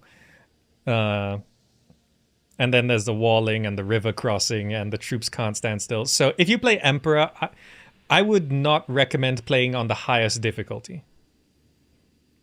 Play it on hard or normal, not very hard. Very hard is pretty broken. It's just... It's sort of like when you're playing, if you've played through Pharaoh Cleopatra, there's some missions on Cleopatra which are just actually impossible unless you sit there for 2 hours microing your units at the slowest speed possible. There's one mission in Pharaoh Cleopatra called Kadesh. I won it by building everything on an island, and when the enemies showed up, I destroyed the bridge. And I just waited until the enemies left. And I rebuilt the bridge. So I said at the time, there was not a single video on YouTube of someone beating Kadesh on max difficulty without just cheesing it like that. So I challenged the audience to go make a video of someone doing that. And one person did. Someone called Slingshot uploaded a video. And what they did was they slowed the game right down to minimum speed. And they just very tediously microed the units for like 45 minutes at the slowest speed possible. And eventually they beat the mission. Eventually. Like it's just so like it's completely untested. Like no one played that game before releasing Cleopatra. No one played that mission. Yeah, had to slow down time to do it. Yeah, it's just impossible. So I would actually recommend if you're playing on very hard difficulty to hide on the island. But generally, you should, outside of Caesar 3 and Zeus, Pharaoh and Emperor don't play on very hard. Then it's not, unless you're doing a specific challenge run, it's not even fair. And in many times, it's not even fun. So it's just not a good experience. It's balanced for hard or normal. Hard and normal, the game's pretty fun. Don't think, oh, I have to play it on maximum difficulty. No. Pharaoh and Emperor, don't do it. Zeus is the easiest one. Crank difficulty up if you want. It's pretty easy. Caesar 3 is pretty balanced for the most part. And Caesar 3 only had on very hard difficulty the immigration glitch, where if you're playing on Augustus, that doesn't happen anymore. But yeah, I've got a video on the immigration glitch. That's the only problem with very hard on Caesar. The seal has been broken. Awaits us on the other side. I'm the only one who could unravel the dark secrets, and I'd rather do it alone. I don't know if I trust this guy, actually. Trust me, Tribunus, you will be very busy. There will be a river of blood to be shed. Yeah. Oh, they're showing up from behind. Soldiers of Christ, forward! Protect the balefire! Make sure I'm not disturbed. I don't trust that guy. He's been kind of a sassy ass the whole game. I feel like... Oh, they get to move first? I think this is the first... At least the first on this mission, but what's all these? Are these spawn points? Are more troops gonna show up here? And now we're down one as well? So one of our heroes couldn't join us for this mission, and now we're down one.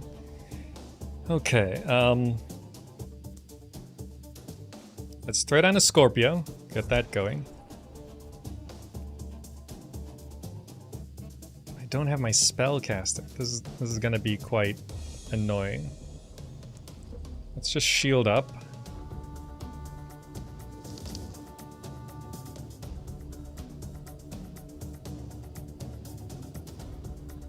Let's just break an armor point.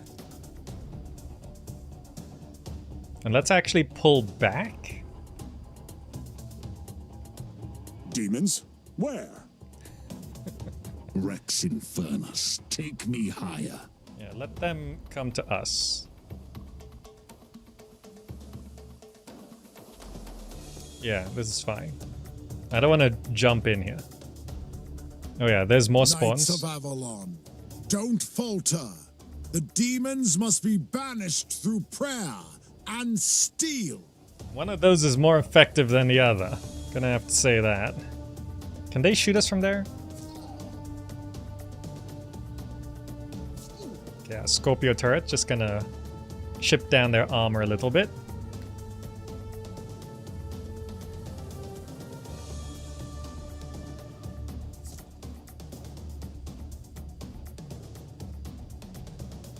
By the way, if any of you want to check out this game, click that link in chat. It just brings you to the Steam page. I like the original King Arthur game, and I like tactical RPGs, so I'm enjoying this as well. If you like tactical RPGs, you'll enjoy this. Okay, so how do I... What's the most effective way to get through this? I can beam of light here, but I have to get out of the way. So I gotta take a step here.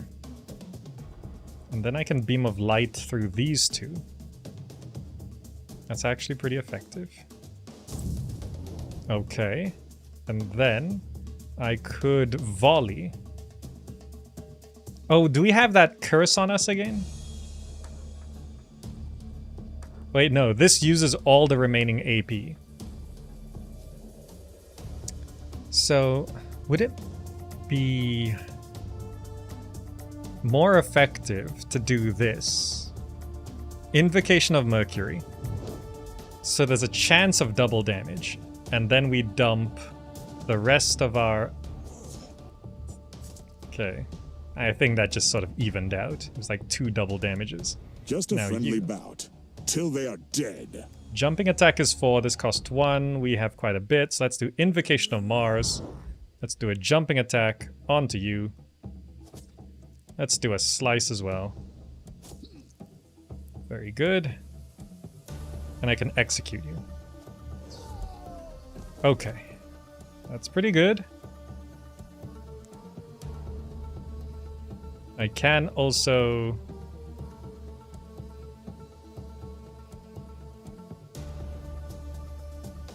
backstab, ghost strike this guy. Finish him off. I'm actually gonna pull back, gathering these souls along the way. Ready. Now you, I'm gonna walk up to here just so it's a more defensible position.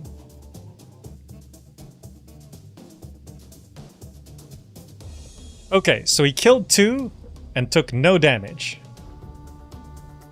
That's a pretty good start, but there's a lot of them left.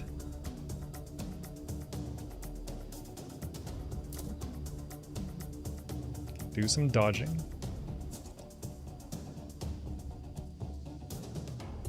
Kill me more. They're reaching us.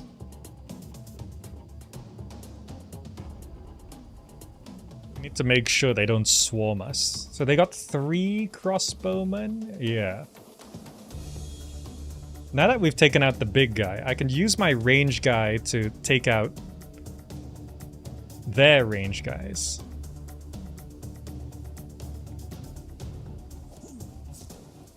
Ooh, double damage. Yeah, this lasts for 2 turns. Oh, come on. This is why we need burning and necrosis, Never but mind the fangs and horns. this mission specifically took away like a couple of our... Oh, that's why this mission is so tough. We're down a hero from the start, our fire-burning hero, which tended to just set fire to things and everyone died. And now we've lost our other spellcaster, so we just have 3 big dudes and a spear thrower. So it's not the best. For victory. What I'm gonna do is, I know no mercy. so this is our big hitter. Let's hit this guy first. So I'm gonna do, Limb by limb. we're gonna hack our way through this somewhat.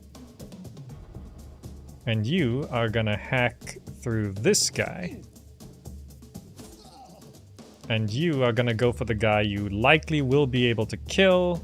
So you step up to here and hit this guy. Nice. Oh, we just want to steal your souls. It's true. That's exactly what I'm doing. Okay. I think that's the best I What can is do your there. wish? Wait, you can still slice. You do a slice. Didn't realize they had one more attack. Okay, good.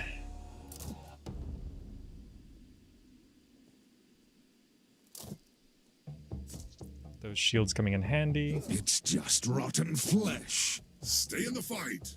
They hit so hard. Oh, they have 4 arbalists.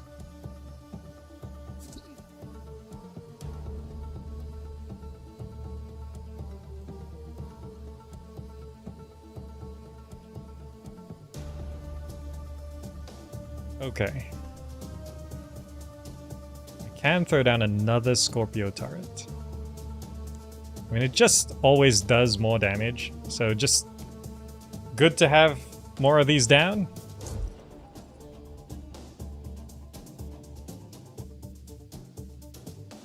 And then finish off that arbalist, yeah.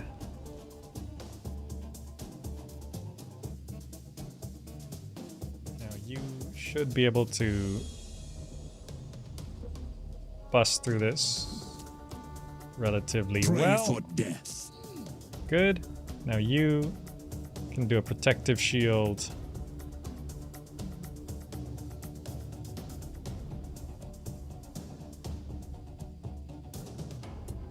I'm gonna do it on Gaius Julius because I'm gonna send him forward. And you can do a slice on this guy.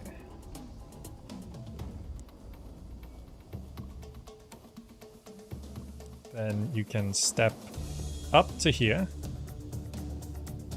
Do a slice to kill. Do a slice to hit.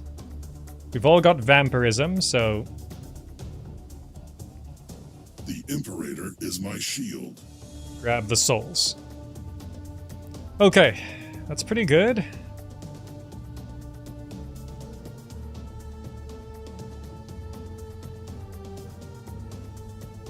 Yes. So we're doing okay. My corpse is hurting.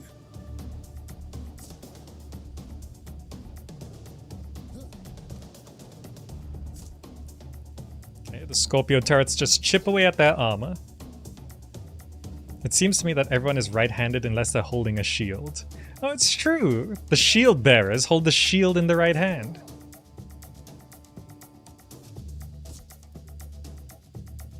Crossbows are also left-handed. Oh.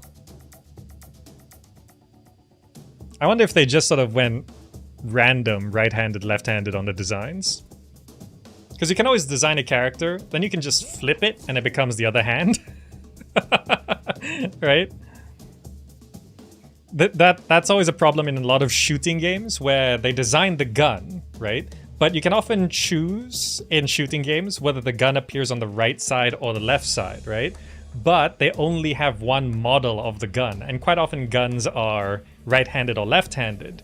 So when you shift the model to the other side, it shows you as left-handed, but the gun is actually still a right-handed gun, and it looks kind of wrong if you know firearms, you know?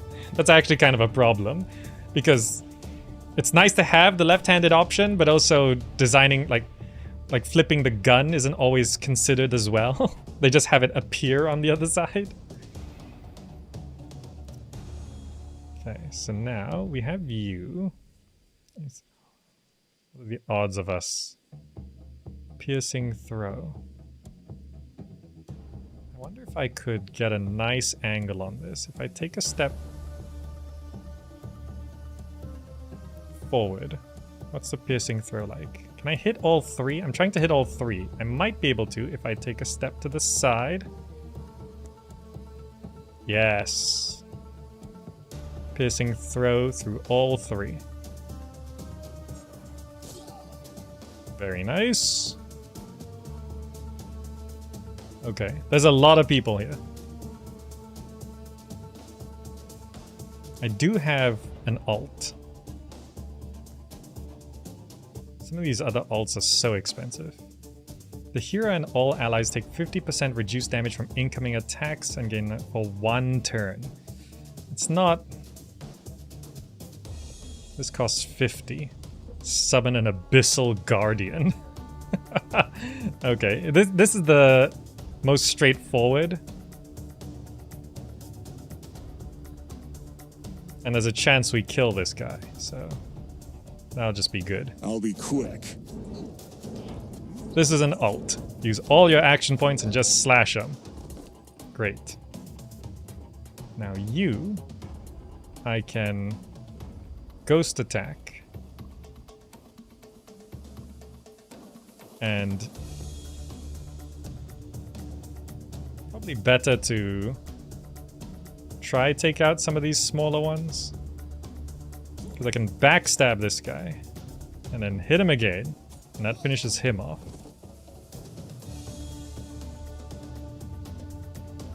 And we got this guy who just 3, we have 7. I should hit him once, and then I should actually just shield bash him. So it doesn't have as much. And then we can step up and gather these souls.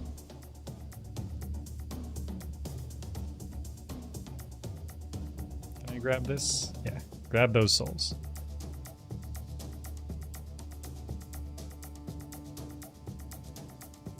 Okay, not the best position to be in. I serve the 9th Legion. Take a step up. Okay. There's so many of them. The 3rd wave just spawned. Jeez. You really want to kill me, don't you?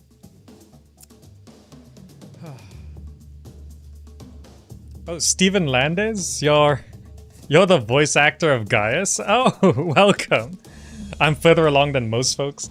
Well, I played somewhat Stop making a mess. before I started making content. Then I did like a 2-hour video.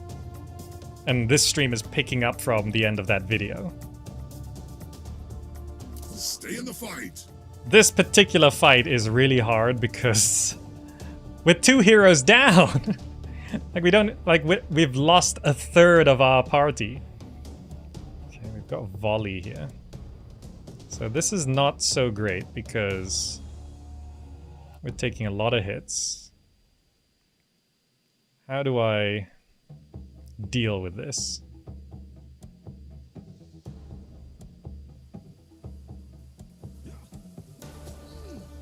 Probably kill that guy, but then we're out of AP. This beam of light will actually kill 2 of the ranged. This is actually a really nice angle that's set up for us. I need some AoE damage. Yeah. Well, the thing is, the main spellcaster, he went off across the bridge. His shot spread to 3. Also, there's the Fire Lady, who just had a lot of multi-target spells, either summoning the Firebirds or the 3 beams of fire. Those are all very handy, but she can't join on this mission, and the other guy just crossed the bridge to do some stuff. So now we just got 3 sword swingers and a guy with a sharp stick. So attack to retreat, gain proper footing. Don't think so. So like this mission is actually a level 10 mission and we're level 11, but it took away 2 of our heroes. This beam of light is good though. Oh, that's really nice. Yes. Okay, so then we have you. So attacking does heal. So we can, for example, do some vampirism there. Do some vampirism there. Vulnerability and bleeding. So bleeding 4 damage at the start of the turn. That's annoying. All damage suffered is increased by 20%. Will that make it 5? We'll find out. Okay, you face there. And then we have you, who can volley. Oh, we have to kill that guy first. Don't suppose I could do that and then that? Damn. Okay. So I have to take a step, I think. Where's the next crossbow? Down there? Is that the... There's 2 crossbows down there. Is that another one? There's 3... Seraphim crossbowman? Ah, that's gonna be tough. Okay, wait. Let's take a step here. And I could volley. 2 would probably kill that guy. Maybe. And I could target that guy with 2. Come on, die. Yes! And that guy hopefully will just bleed to death, but I'm not sure if he will. Death conquers all. So you still have a potion. You still have a potion. So we've got stuff. Bleed to death. Yes! 20% of 4 makes it 5. Oh. This mission is way harder than I thought it was gonna be. Gaius is healed when the dude took bleed. Oh yeah, I forgot I took that ability. When people bleed, Gaius also heals. So Gaius causes bleeding, and then the bleeding heals him. And also just attacking has a bit of a vampirism effect. Okay, so what I'm gonna do is I'm gonna give Gaius more protective shield, because they're all going for him.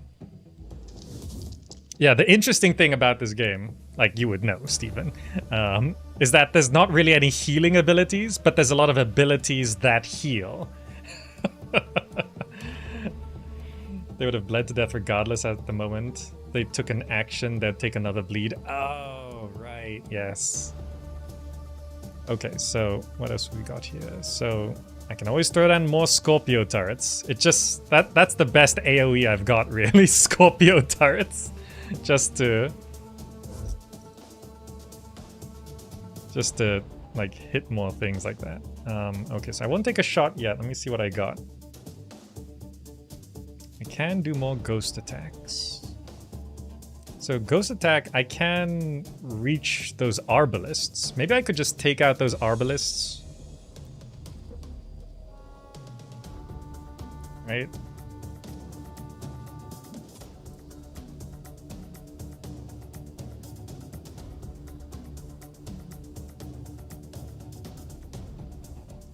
Just kill that one, right? I still have this crippling blow, which might... Yes, okay, good. That takes care of 2 arbalists.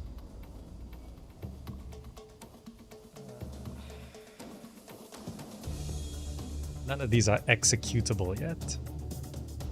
You can hit that guy.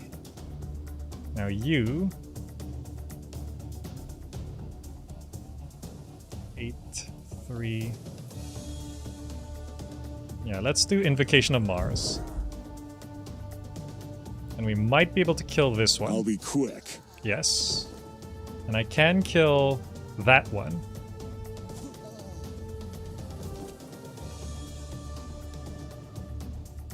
I'll face that guy.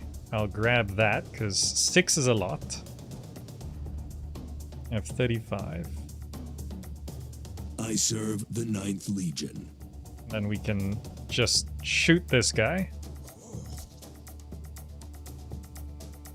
Never mind the fangs and horns. You face there. Okay, that guy's a little exposed, but he's got 85 vitality. Gaius is already dead in my mind. Technically, we're all already dead. That's why they keep saying things like that. I'm already dead. My corpse is hurting. My corpse is hurting is probably... Flesh. You can't be killed. You are already I don't dead. know. Well, Steven, like, I'm trying to think of my favorite line. Steven, you'd know. Gaius is strangely sassy. Corpse is hurting is your favorite line? Yeah. I was thinking corpse is hurting is probably my favorite line so far that I've heard.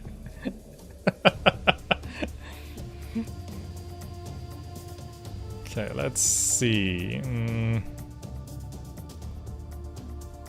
suppose we got a good skewer. No, not quite. You can't do your beam of light yet. So Gavius is kind of exposed.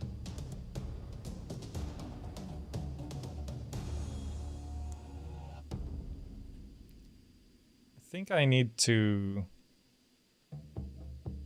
just try get through this elite guard.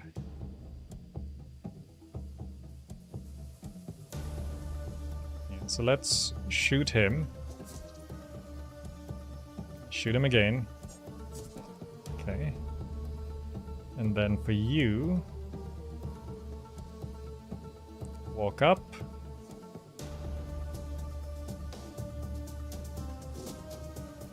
Do a couple slices. Okay. Face that way. Now you. So this costs 4 action points. I do need to clear I'm him. rooting for you. So I can walk up to here because I got 2 action points just for movement anyway. And then I should be able to jump onto this guy.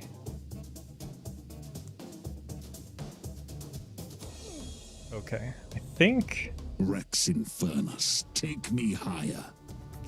probably kill that guy. Limb by limb. I didn't quite... Wait, does he have bleeding? He has bleeding, okay. Then let's hit this swordsman. Okay, that one should bleed to death. That one might bleed to death. 2 to 3. Might.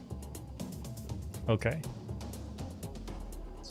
That one bleeds. It's just rotten flesh. 13 damage from... Can't be Oh, it's killed. that crossbow. You're already dead. 13 damage from that crossbow is pretty harsh. Okay, so this guy can't actually hit much. So might as well just run up here. Grab that and hit that guy.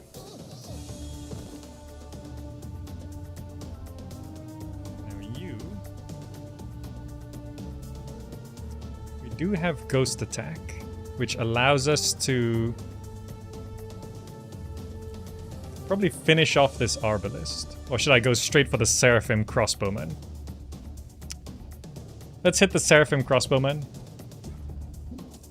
Because this is backstab. Gets us a long way to killing that guy.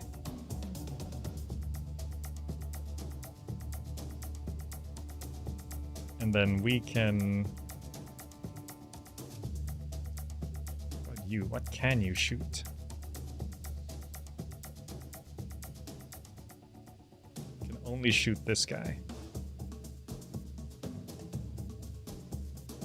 Yeah, okay. Alright. We could just run up to the Seraphim Crossbowmen and maybe kill them instead. That actually seems more worth it. For victory. Okay. We're just about winning here.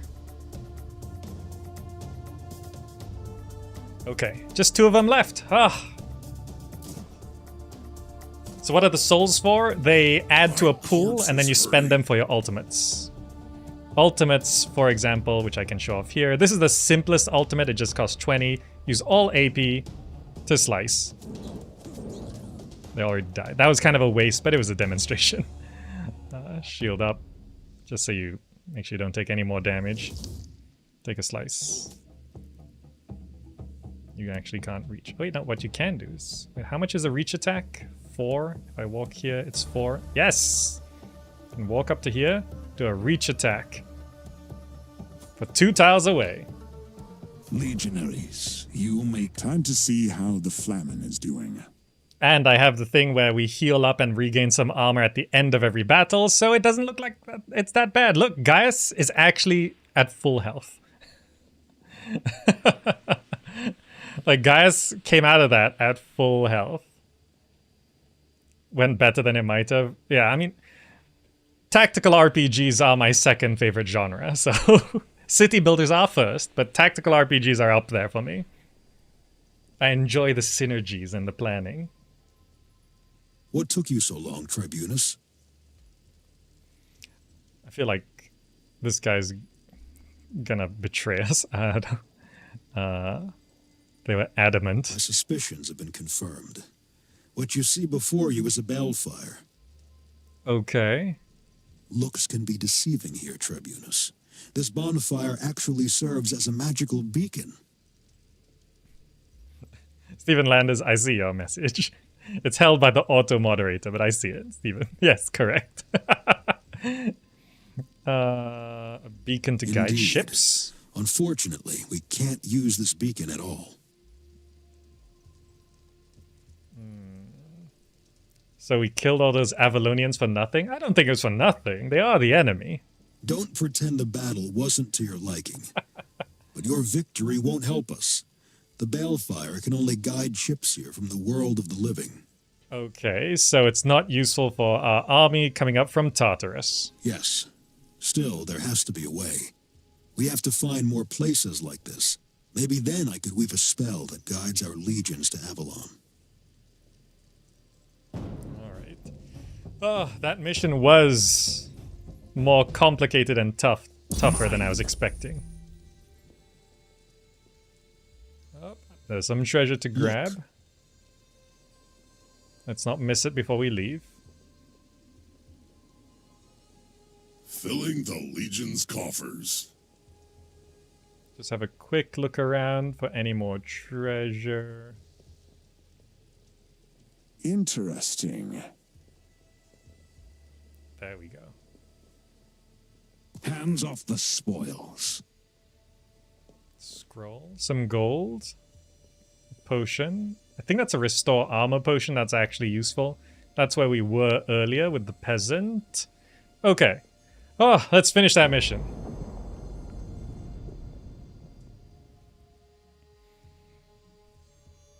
It was the waves versus 4 where you really got to think your way to victory. Yeah, like when things get that close, I start to think real hard. Oh, level 12. Lots of stuff. We did get a healing potion, yeah. Decent gold. Building resources. Relic dust. Continue. Okay, so we got a choice. +1 demonic, I don't want that. Increase all of your humanity heroes' loyalty by 2. Yeah, that's actually what we want. The citizens of Nova Roma are terrified. People are disappearing from the streets at night. They whisper about a secret cult. Asking you to allow the city militia to find the cultists. Yeah. Not shown proper respect to Septimus Sulla, the founding father of the 9th Legion.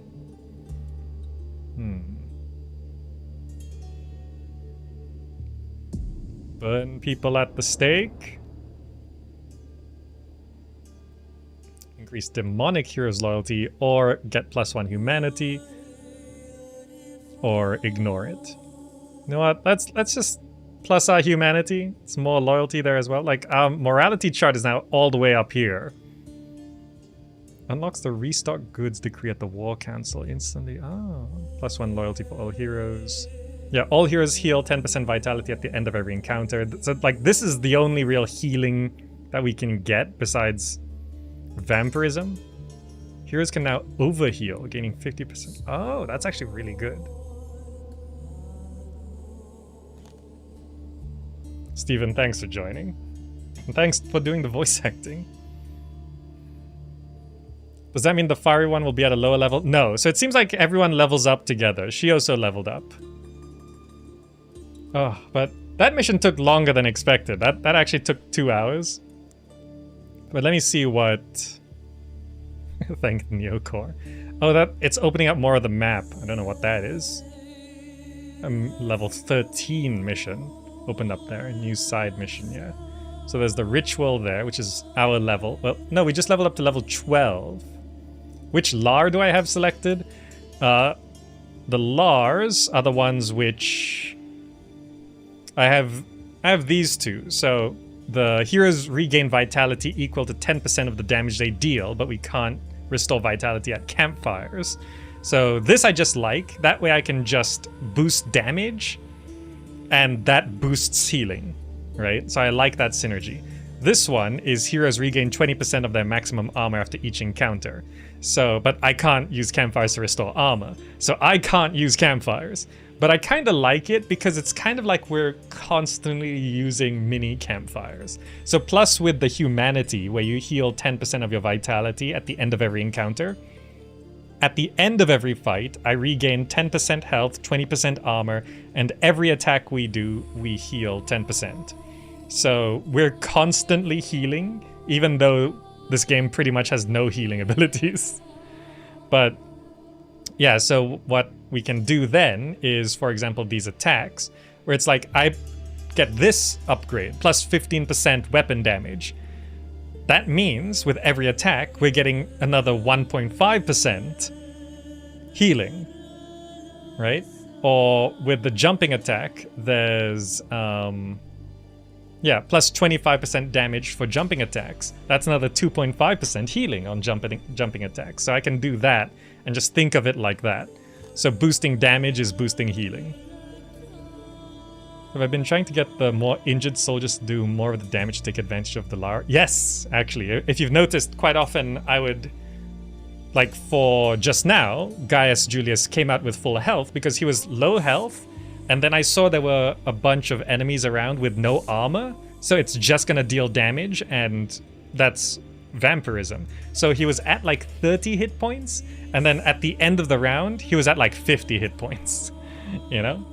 Combo with that with the overheal. Yeah, so if we can like get our morality up to here, where we can overheal 50%, we can start a mission, and then at the end of the first battle, we might be even more healthy than when we started, because we could just heal up to over 50% for the over health.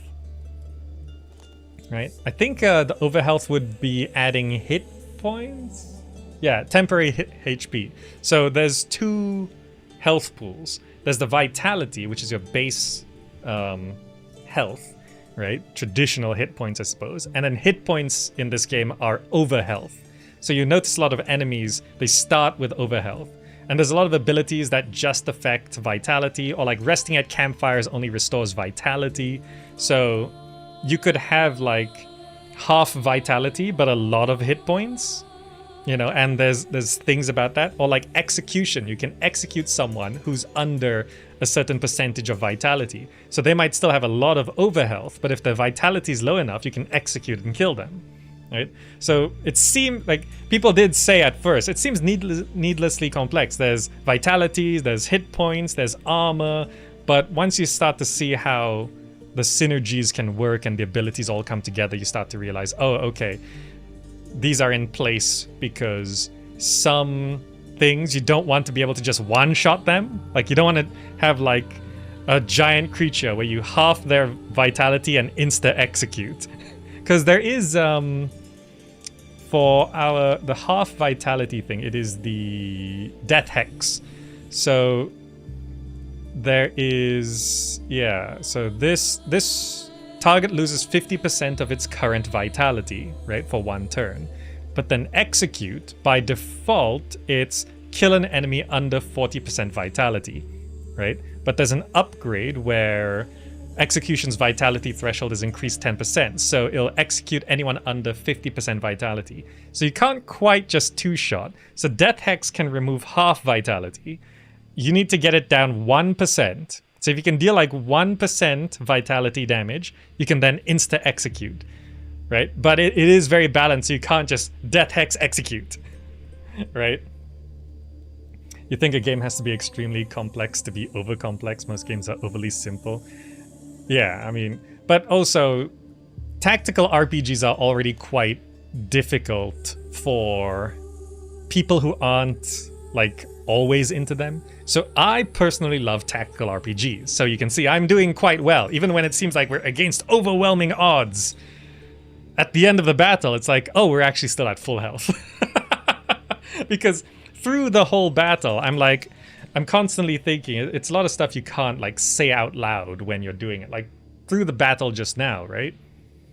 I was like thinking, okay, we've got vampirism, so Gaius Julius is lower health. I see these ones have less armor, so I'm gonna attack them with Gaius Julius.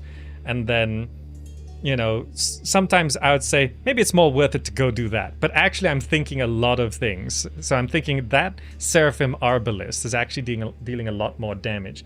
If you engage them at a melee range, then they're easier to kill. Also, the Seraphim Arbalist had no armor, so there was a much higher chance I could kill the Seraphim Arbalist this turn compared to the knight that was right next to me. So it was more worth it to run over to the Seraphim Arbalist and kill that one, even though I could have probably done more damage to the knight next to me. It was a lower chance of me actually killing the knight next to me. So it made more sense to run away. Also, I could do that because I picked the talent where Gaius Julius isn't affected by attacks of opportunity. So even though Gaius Julius was next to that knight, he can just run away and there's no attack of opportunity because I picked that talent before, right? So Gaius Julius is never affected by attacks of opportunity. So in that particular situation, the talent I picked 3 missions ago presented an opportunity where I could kill the Seraphim Arbalist this turn instead of fighting the knight and maybe not killing him. So what I said out loud was, maybe it's more worth it to kill the Arbalist. But what was going through my mind was all of that. But if I sit here saying all of that, I'd never actually do it. Right? So it's very hard to, like, as someone who really enjoys tactical RPGs and loves these opportunities and synergies and, you know, combinations and orders and all of that, it's very hard to say in the moment what you are particularly enjoying. So when I'm presenting this game, you know, it's sometimes very hard to be like, oh, I could do this, I could do this, I could do this, I could do this. And sometimes it doesn't even cross your mind like what exactly you are thinking. Like sometimes you just get a sense, this is more worth it. Because at the back of your mind, you sort of remember the stats and abilities, even though if you don't quite remember the specific numbers. Like you remember, oh yeah, I boosted this ability, so this would be more worth it. And even though it says, like, when you target something, it shows the estimated damage you can do, it's generally showing, like, the least damage you can do. So sometimes, because, like, an attack damage could be somewhere like 10 to 15, when you target something, it shows 10 damage will be done. But there's still a chance it'll do a little bit more and kill the thing. So sometimes I look at that, and it's like, if I attack this, there's a chance I could kill this guy this turn. Even though it's not guaranteed, it's worth taking that chance because one fewer enemy there means they do less damage next turn. Because this is not Banner Saga. Banner Saga, if you know Banner Saga, it's a whole other different kind of strategy, because attack damage is tied to your health. So if you take damage, you deal less damage. And that was a whole other level of strategy, which I really enjoyed, by the way. Banner Saga, another older but nice tactical RPG. There was a sequel as well. I never played the sequel. But I thought the tying of hit points to damage being dealt, it was sort of like a strength stat. So the healthier you are, the more damage you do, the stronger you are, right? So then it became a whole math thing. I should attack this guy this turn because then next turn he can only do that much damage. So then I'll be safe. So I don't actually have to retreat, because if I just attack him, he can't kill me anyway. So this game is very easy. No Stoic Flame. I'm doing generally well because I'm good at these sorts of games, or I'm decent at these sorts of games. Also, I'm not on the maximum difficulty. This game has a lot of difficulty options. So I'm on a middle difficulty. I tend to not remember the name. I tend to pick whatever's in the middle. But there was like 2 more difficulty levels on top of that, and there's an Iron Man mode. So if you find this game easy, pick Iron Man mode. No saves. What difficulty? I think it's... The middle one would be normal or hard. I actually can't remember which one I picked. Not easy. I never pick easy. You tend to pick 1 less than maximum difficulty on your first run. So yeah, do you consider Iron Man mode a difficulty level? Risk when there's game-breaking bugs. Yeah, as far as I can tell, there's been no bugs in this game. Because I'm pretty sure it's running the same engine as their last game, so if there were any bugs, it would have been in the last game. This is built on top of that. But yeah, picking 1 less than maximum generally is a good experience if you're good at these kind of games. You know, I would say the same for Impressions games as well. Outside of Zeus, pick 1 less than maximum. Zeus, just pick maximum because it's the easiest one. But yeah, generally, I enjoy this. Like, I just explained all that stuff, like, because I enjoy this process. You don't consider Iron Man as a separate difficulty. You tend to avoid Iron Man. Okay, yeah. So, yeah, this one goes... I think it goes up to, like, extreme difficulty. And you can see I'm already struggling a little bit here. Extreme difficulty will be very hard. Like, you really have to start paying attention to things. Like, on higher difficulties than what I'm playing, what you have to start paying attention to is all of this stuff you're picking up. So you see there's these weapons and armor and trinkets and consumables. You have to really start to remember all these there's a lot of these things. Like currently I have this +2 damage against brigands, cursed vassals, and Picts, +1 bleeding damage. But I have this other thing which I've picked up recently, +2 damage against Lost and 9th Legion, +3 damage against knockdown units. So there's plus damage versus certain enemies, and so you should like check, for example here, it tells you who you're fighting. So in this mission, the enemies will be picked. So on this particular thing, I have this weapon which is +2 damage versus Picts. So I should have actually swapped this out for the last mission, because we were not fighting any of those. We were fighting, let's see, do I have anything for...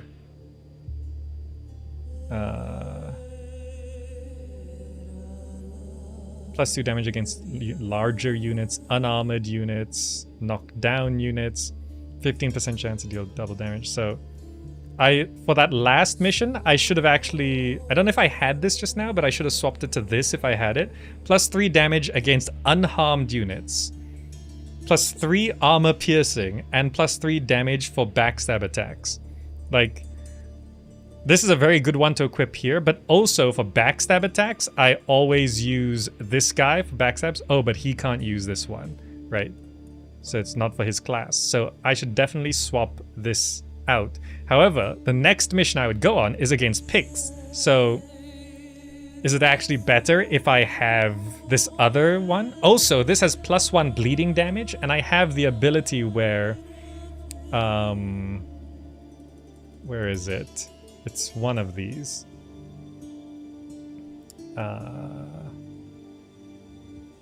Backstabs do more damage.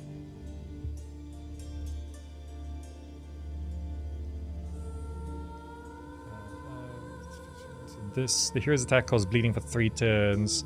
Bleeding suffers. So yeah, there's like we do a lot of bleeding stuff, and then there's like +50% weapon damage for bleeding effects. So if I, for example, take this and keep this for the +1 bleeding damage, and I have all of this stuff where just a normal attack causes bleeding, And we have... not sure if there's anything else that causes bleeding here. But yeah, +1 bleeding damage works a lot better when you have Barbed Blade. But the next mission is against Pix, but I still think this is going to be better because +3 damage versus unharmed units. Pix would still be unharmed at the start, so I think this would make more sense. See, that's the level of thought you'd have to do if you're playing this on a higher difficulty level. On that last mission, I didn't think about it too hard. I didn't like go through all my equipment and be like, oh, what's actually better? That's just weapons. Now there's armor and trinkets. Look at all these trinkets. There's so many things you could min-max here. So on the current difficulty that I'm playing on, I didn't have to do that. But if you're playing on a higher difficulty level, then yeah. Highest is brutal. Oh, yeah. Frozen Killer, thank you so much.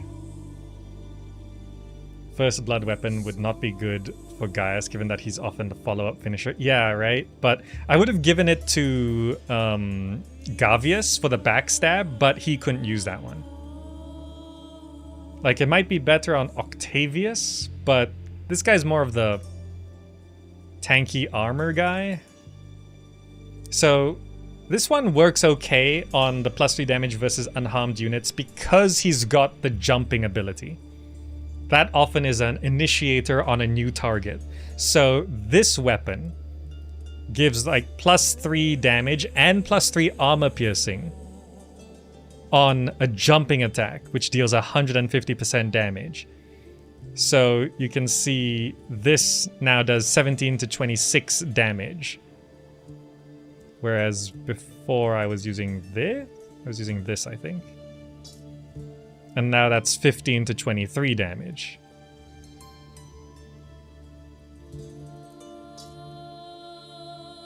Yeah, so this is just a nice 2 to 3 increase on damage for the jumping attack. Plus the jumping attack could be paired with Invocation of Mars, where you deal another 25% damage, which brings this up. It always says something around 190%. Did I play King Arthur's Knight's Tale? Yes. If you liked King Arthur's Knight's Tale, you'll generally enjoy this. And now repeat the last 10 minutes because my pen broke. Right? So the one thing I like about tactical RPGs is that you can just you can go so deep with them, but as long as there's difficulty options, you can like go a bit easier, go a bit more casual. And once you get to that difficulty level that suits you, where things are always a little bit of a challenge, but you tend to come out on top. Like, you only lose if you really stop paying attention. Once you get to that level, you always feel like a genius. That's one of the best things about tactical RPGs. Once you pick the difficulty level that's suitable for you, things are always somewhat of a challenge, but you still win. Then you just always feel so smart. And as you play them, you do actually get smarter because you're always a little bit challenged. And then over time, you're like, you know what? I think I could go up to the next difficulty level. And you're always feeling like super smart. Because it's like, oh yeah, if I pair this with this, and then I can do that. And then when you actually get into the battle and you do the thing you plan to do and it works, and it's like, oh yes. But yeah, that's King Arthur Legion IX. Legion 9. Legion IX if you're Googling it. That was actually a pretty good look. Like, going through that mission, I was thinking if that was going to be an easy mission, I'll do another one. I actually have to go eat dinner. But, yeah, like that was actually a very good demonstration of this game. That's the core loop, essentially. You go into a mission, there's a bit of a story, there's a bit of a thing going on based on what your people are trying to do. It gives you different scenarios and setups, like Albina couldn't join us for that, and then Plutonius wasn't there for the final battle. So that means you go into the mission thinking, oh, well, I'm going to use these abilities, and then suddenly we don't have Plutonius, which means we don't have the necrotic effects, which before that mission, I was sort of breezing through the earlier missions because Albina sets people on fire, Plutonius gives people the necrotic effects, and Gaius makes people bleed. So people would get 3 damage over time debuffs. There'll be burning, there'll be suffering necrosis, and there'll be bleeding. Burning, bleeding, necrosis. So I would apply that to as many enemies as possible.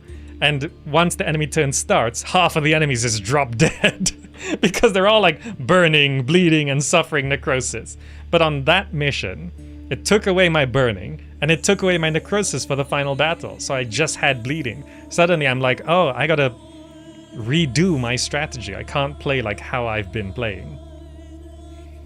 You know, like the burning one also has some zoning control because the fire strikes, it targets 3. And I got the upgrade where it leaves that tile burning. So if the enemies run through that tile in the future, then they take fire damage. And anytime anyone takes burning damage, she actually heals because there is... The hero gains +2 vitality every time a unit suffers damage from burning. So she can cast fire strikes, which sets people on fire. There's the fire birds, which sets people on fire. And her normal attacks, because I have this ignition, her normal attacks set people on fire. So even though she has the least vitality of all of my heroes, because of this cauterize, there's burning, burning, burning. And I think there's... Yeah, if there's at least 3 people... There's this ability, which I could unlock here as well. If there's at least 3 burning units, you get +1 movement AP, so you can just move around more.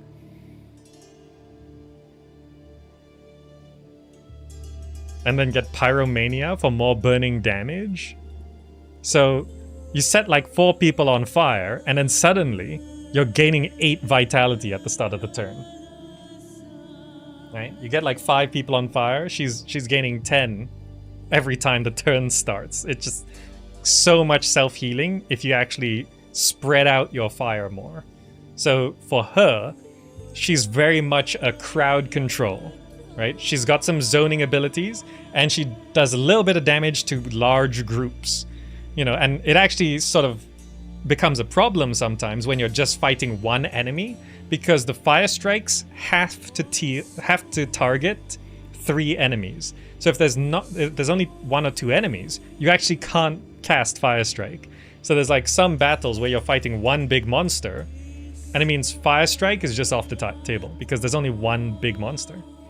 She also has this teleport every ally to her. So this has a lot of space control and sort of just crowd control. So like in that last fight where there were a lot of enemies, she would have been the best one. So that's probably why she couldn't join on that mission. It would have made that last fight trivial.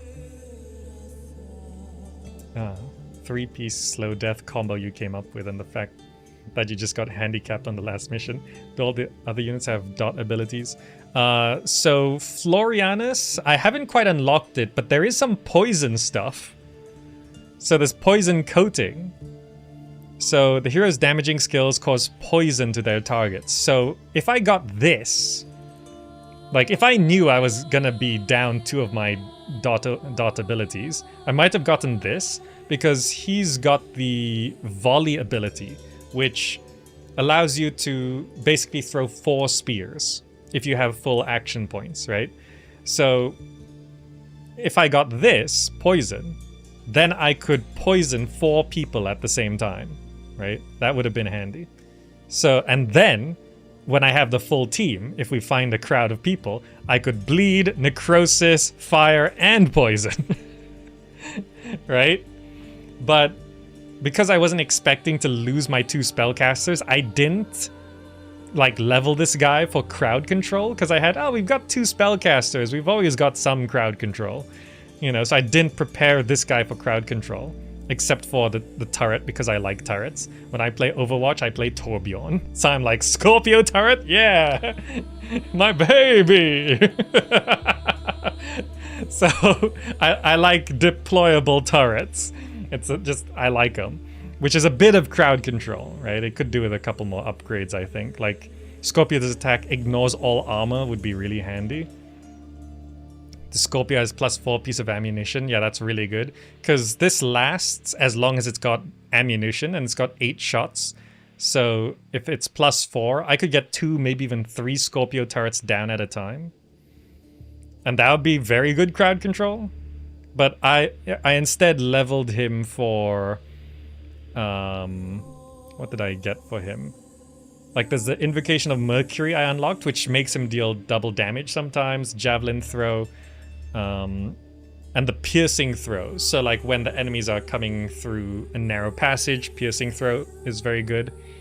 And I got this because it's sort of a multi-target hitter, which the others didn't really have. But the poison would have been really good on that last mission.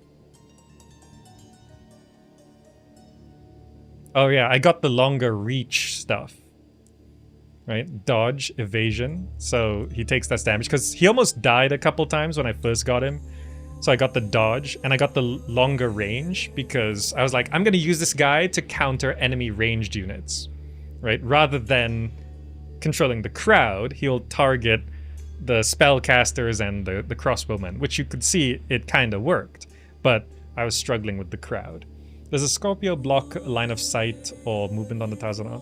It blocks movement, and I don't think it blocks line of sight, but it does block movement. Yeah, I built him as a piercing archer. Like, plus a turret, because I like the turret. The turret doesn't quite go with the piercing build. I should have, like, if I was going fully piercing, I would have gotten this ability, the Heart Piercer ability. It's more single target and causes bleeding, so it could have synergized a bit with some of the other stuff. So yeah, you see how much you can do in these sorts of games. Oh, that was a lot of talking. But I did want to demonstrate that I'm not just, oh, here's a tactical RPG. No, I actually really love these things. I really love tactical RPGs. So yeah, that's Legion IX. If you want to check it out, please do click that link in chat posted by Fossabot, that bit.ly link. It just brings you straight to the Steam store page. Even if you just want to look at it for a bit, click that link and have a look at it.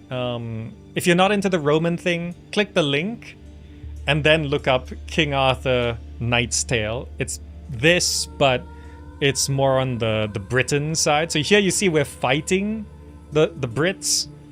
The first game is about, you are essentially evil Brit versus King Arthur, who used to be good Brit but now is evil Brits, and now you're fighting King Arthur, who's evil, so you're kind of the good guy now, but not really. I got you invested. Yeah, so like, you can see that there are some slight differences between the two games. You can see the user reviews. They're both generally positive. Some people prefer the original game, so they're less invested in this one. So that's why there's a review difference. You can see what they say. But generally both are solid. Right? Both are solid. In terms of which has the better story, it's a bit hard to judge. But I recommend playing the original first. They both work standalone. They're like two side-by-side stories, right?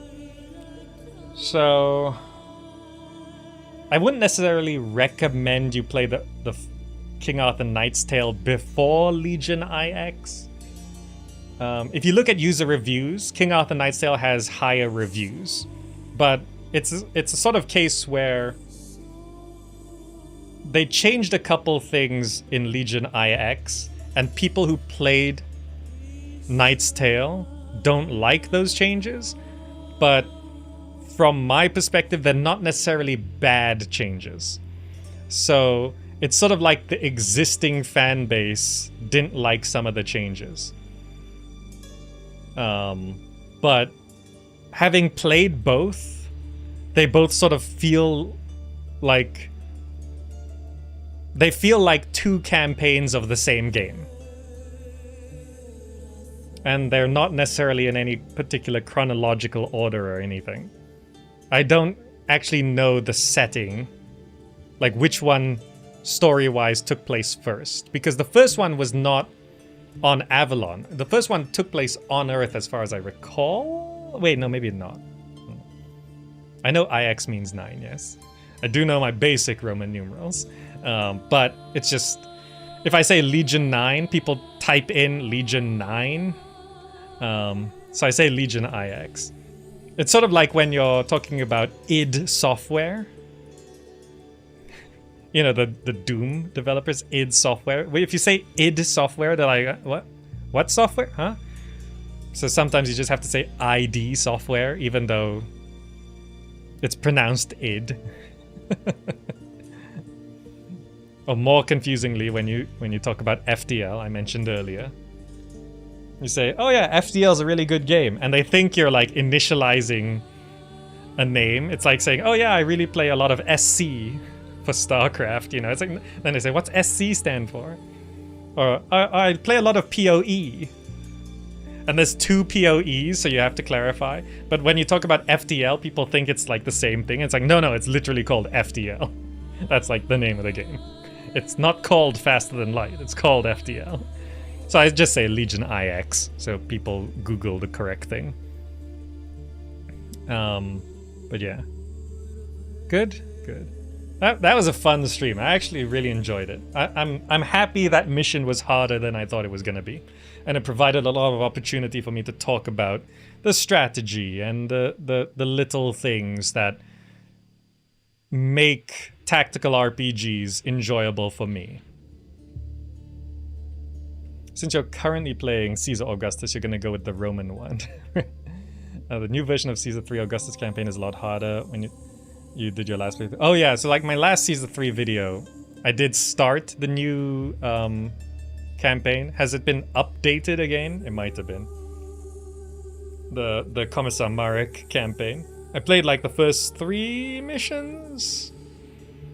And the line that I said where I really sort of understood what was happening in the new campaign was "You've lugdenumt Capua." Oh yeah, version 4.0. I think yeah, I was playing version 4.0. You've lugdenumt Capua. That's how I expressed what I was understanding in the new Commissar Marek Reconquered campaign. But okay, I've got to bring this to a close. Thank you all so much for joining. I hope you enjoyed this and found this interesting and or useful. Just as a last thing, thank you so much to Neocore Game for sponsoring this video. Why is Fossabot not posting the link?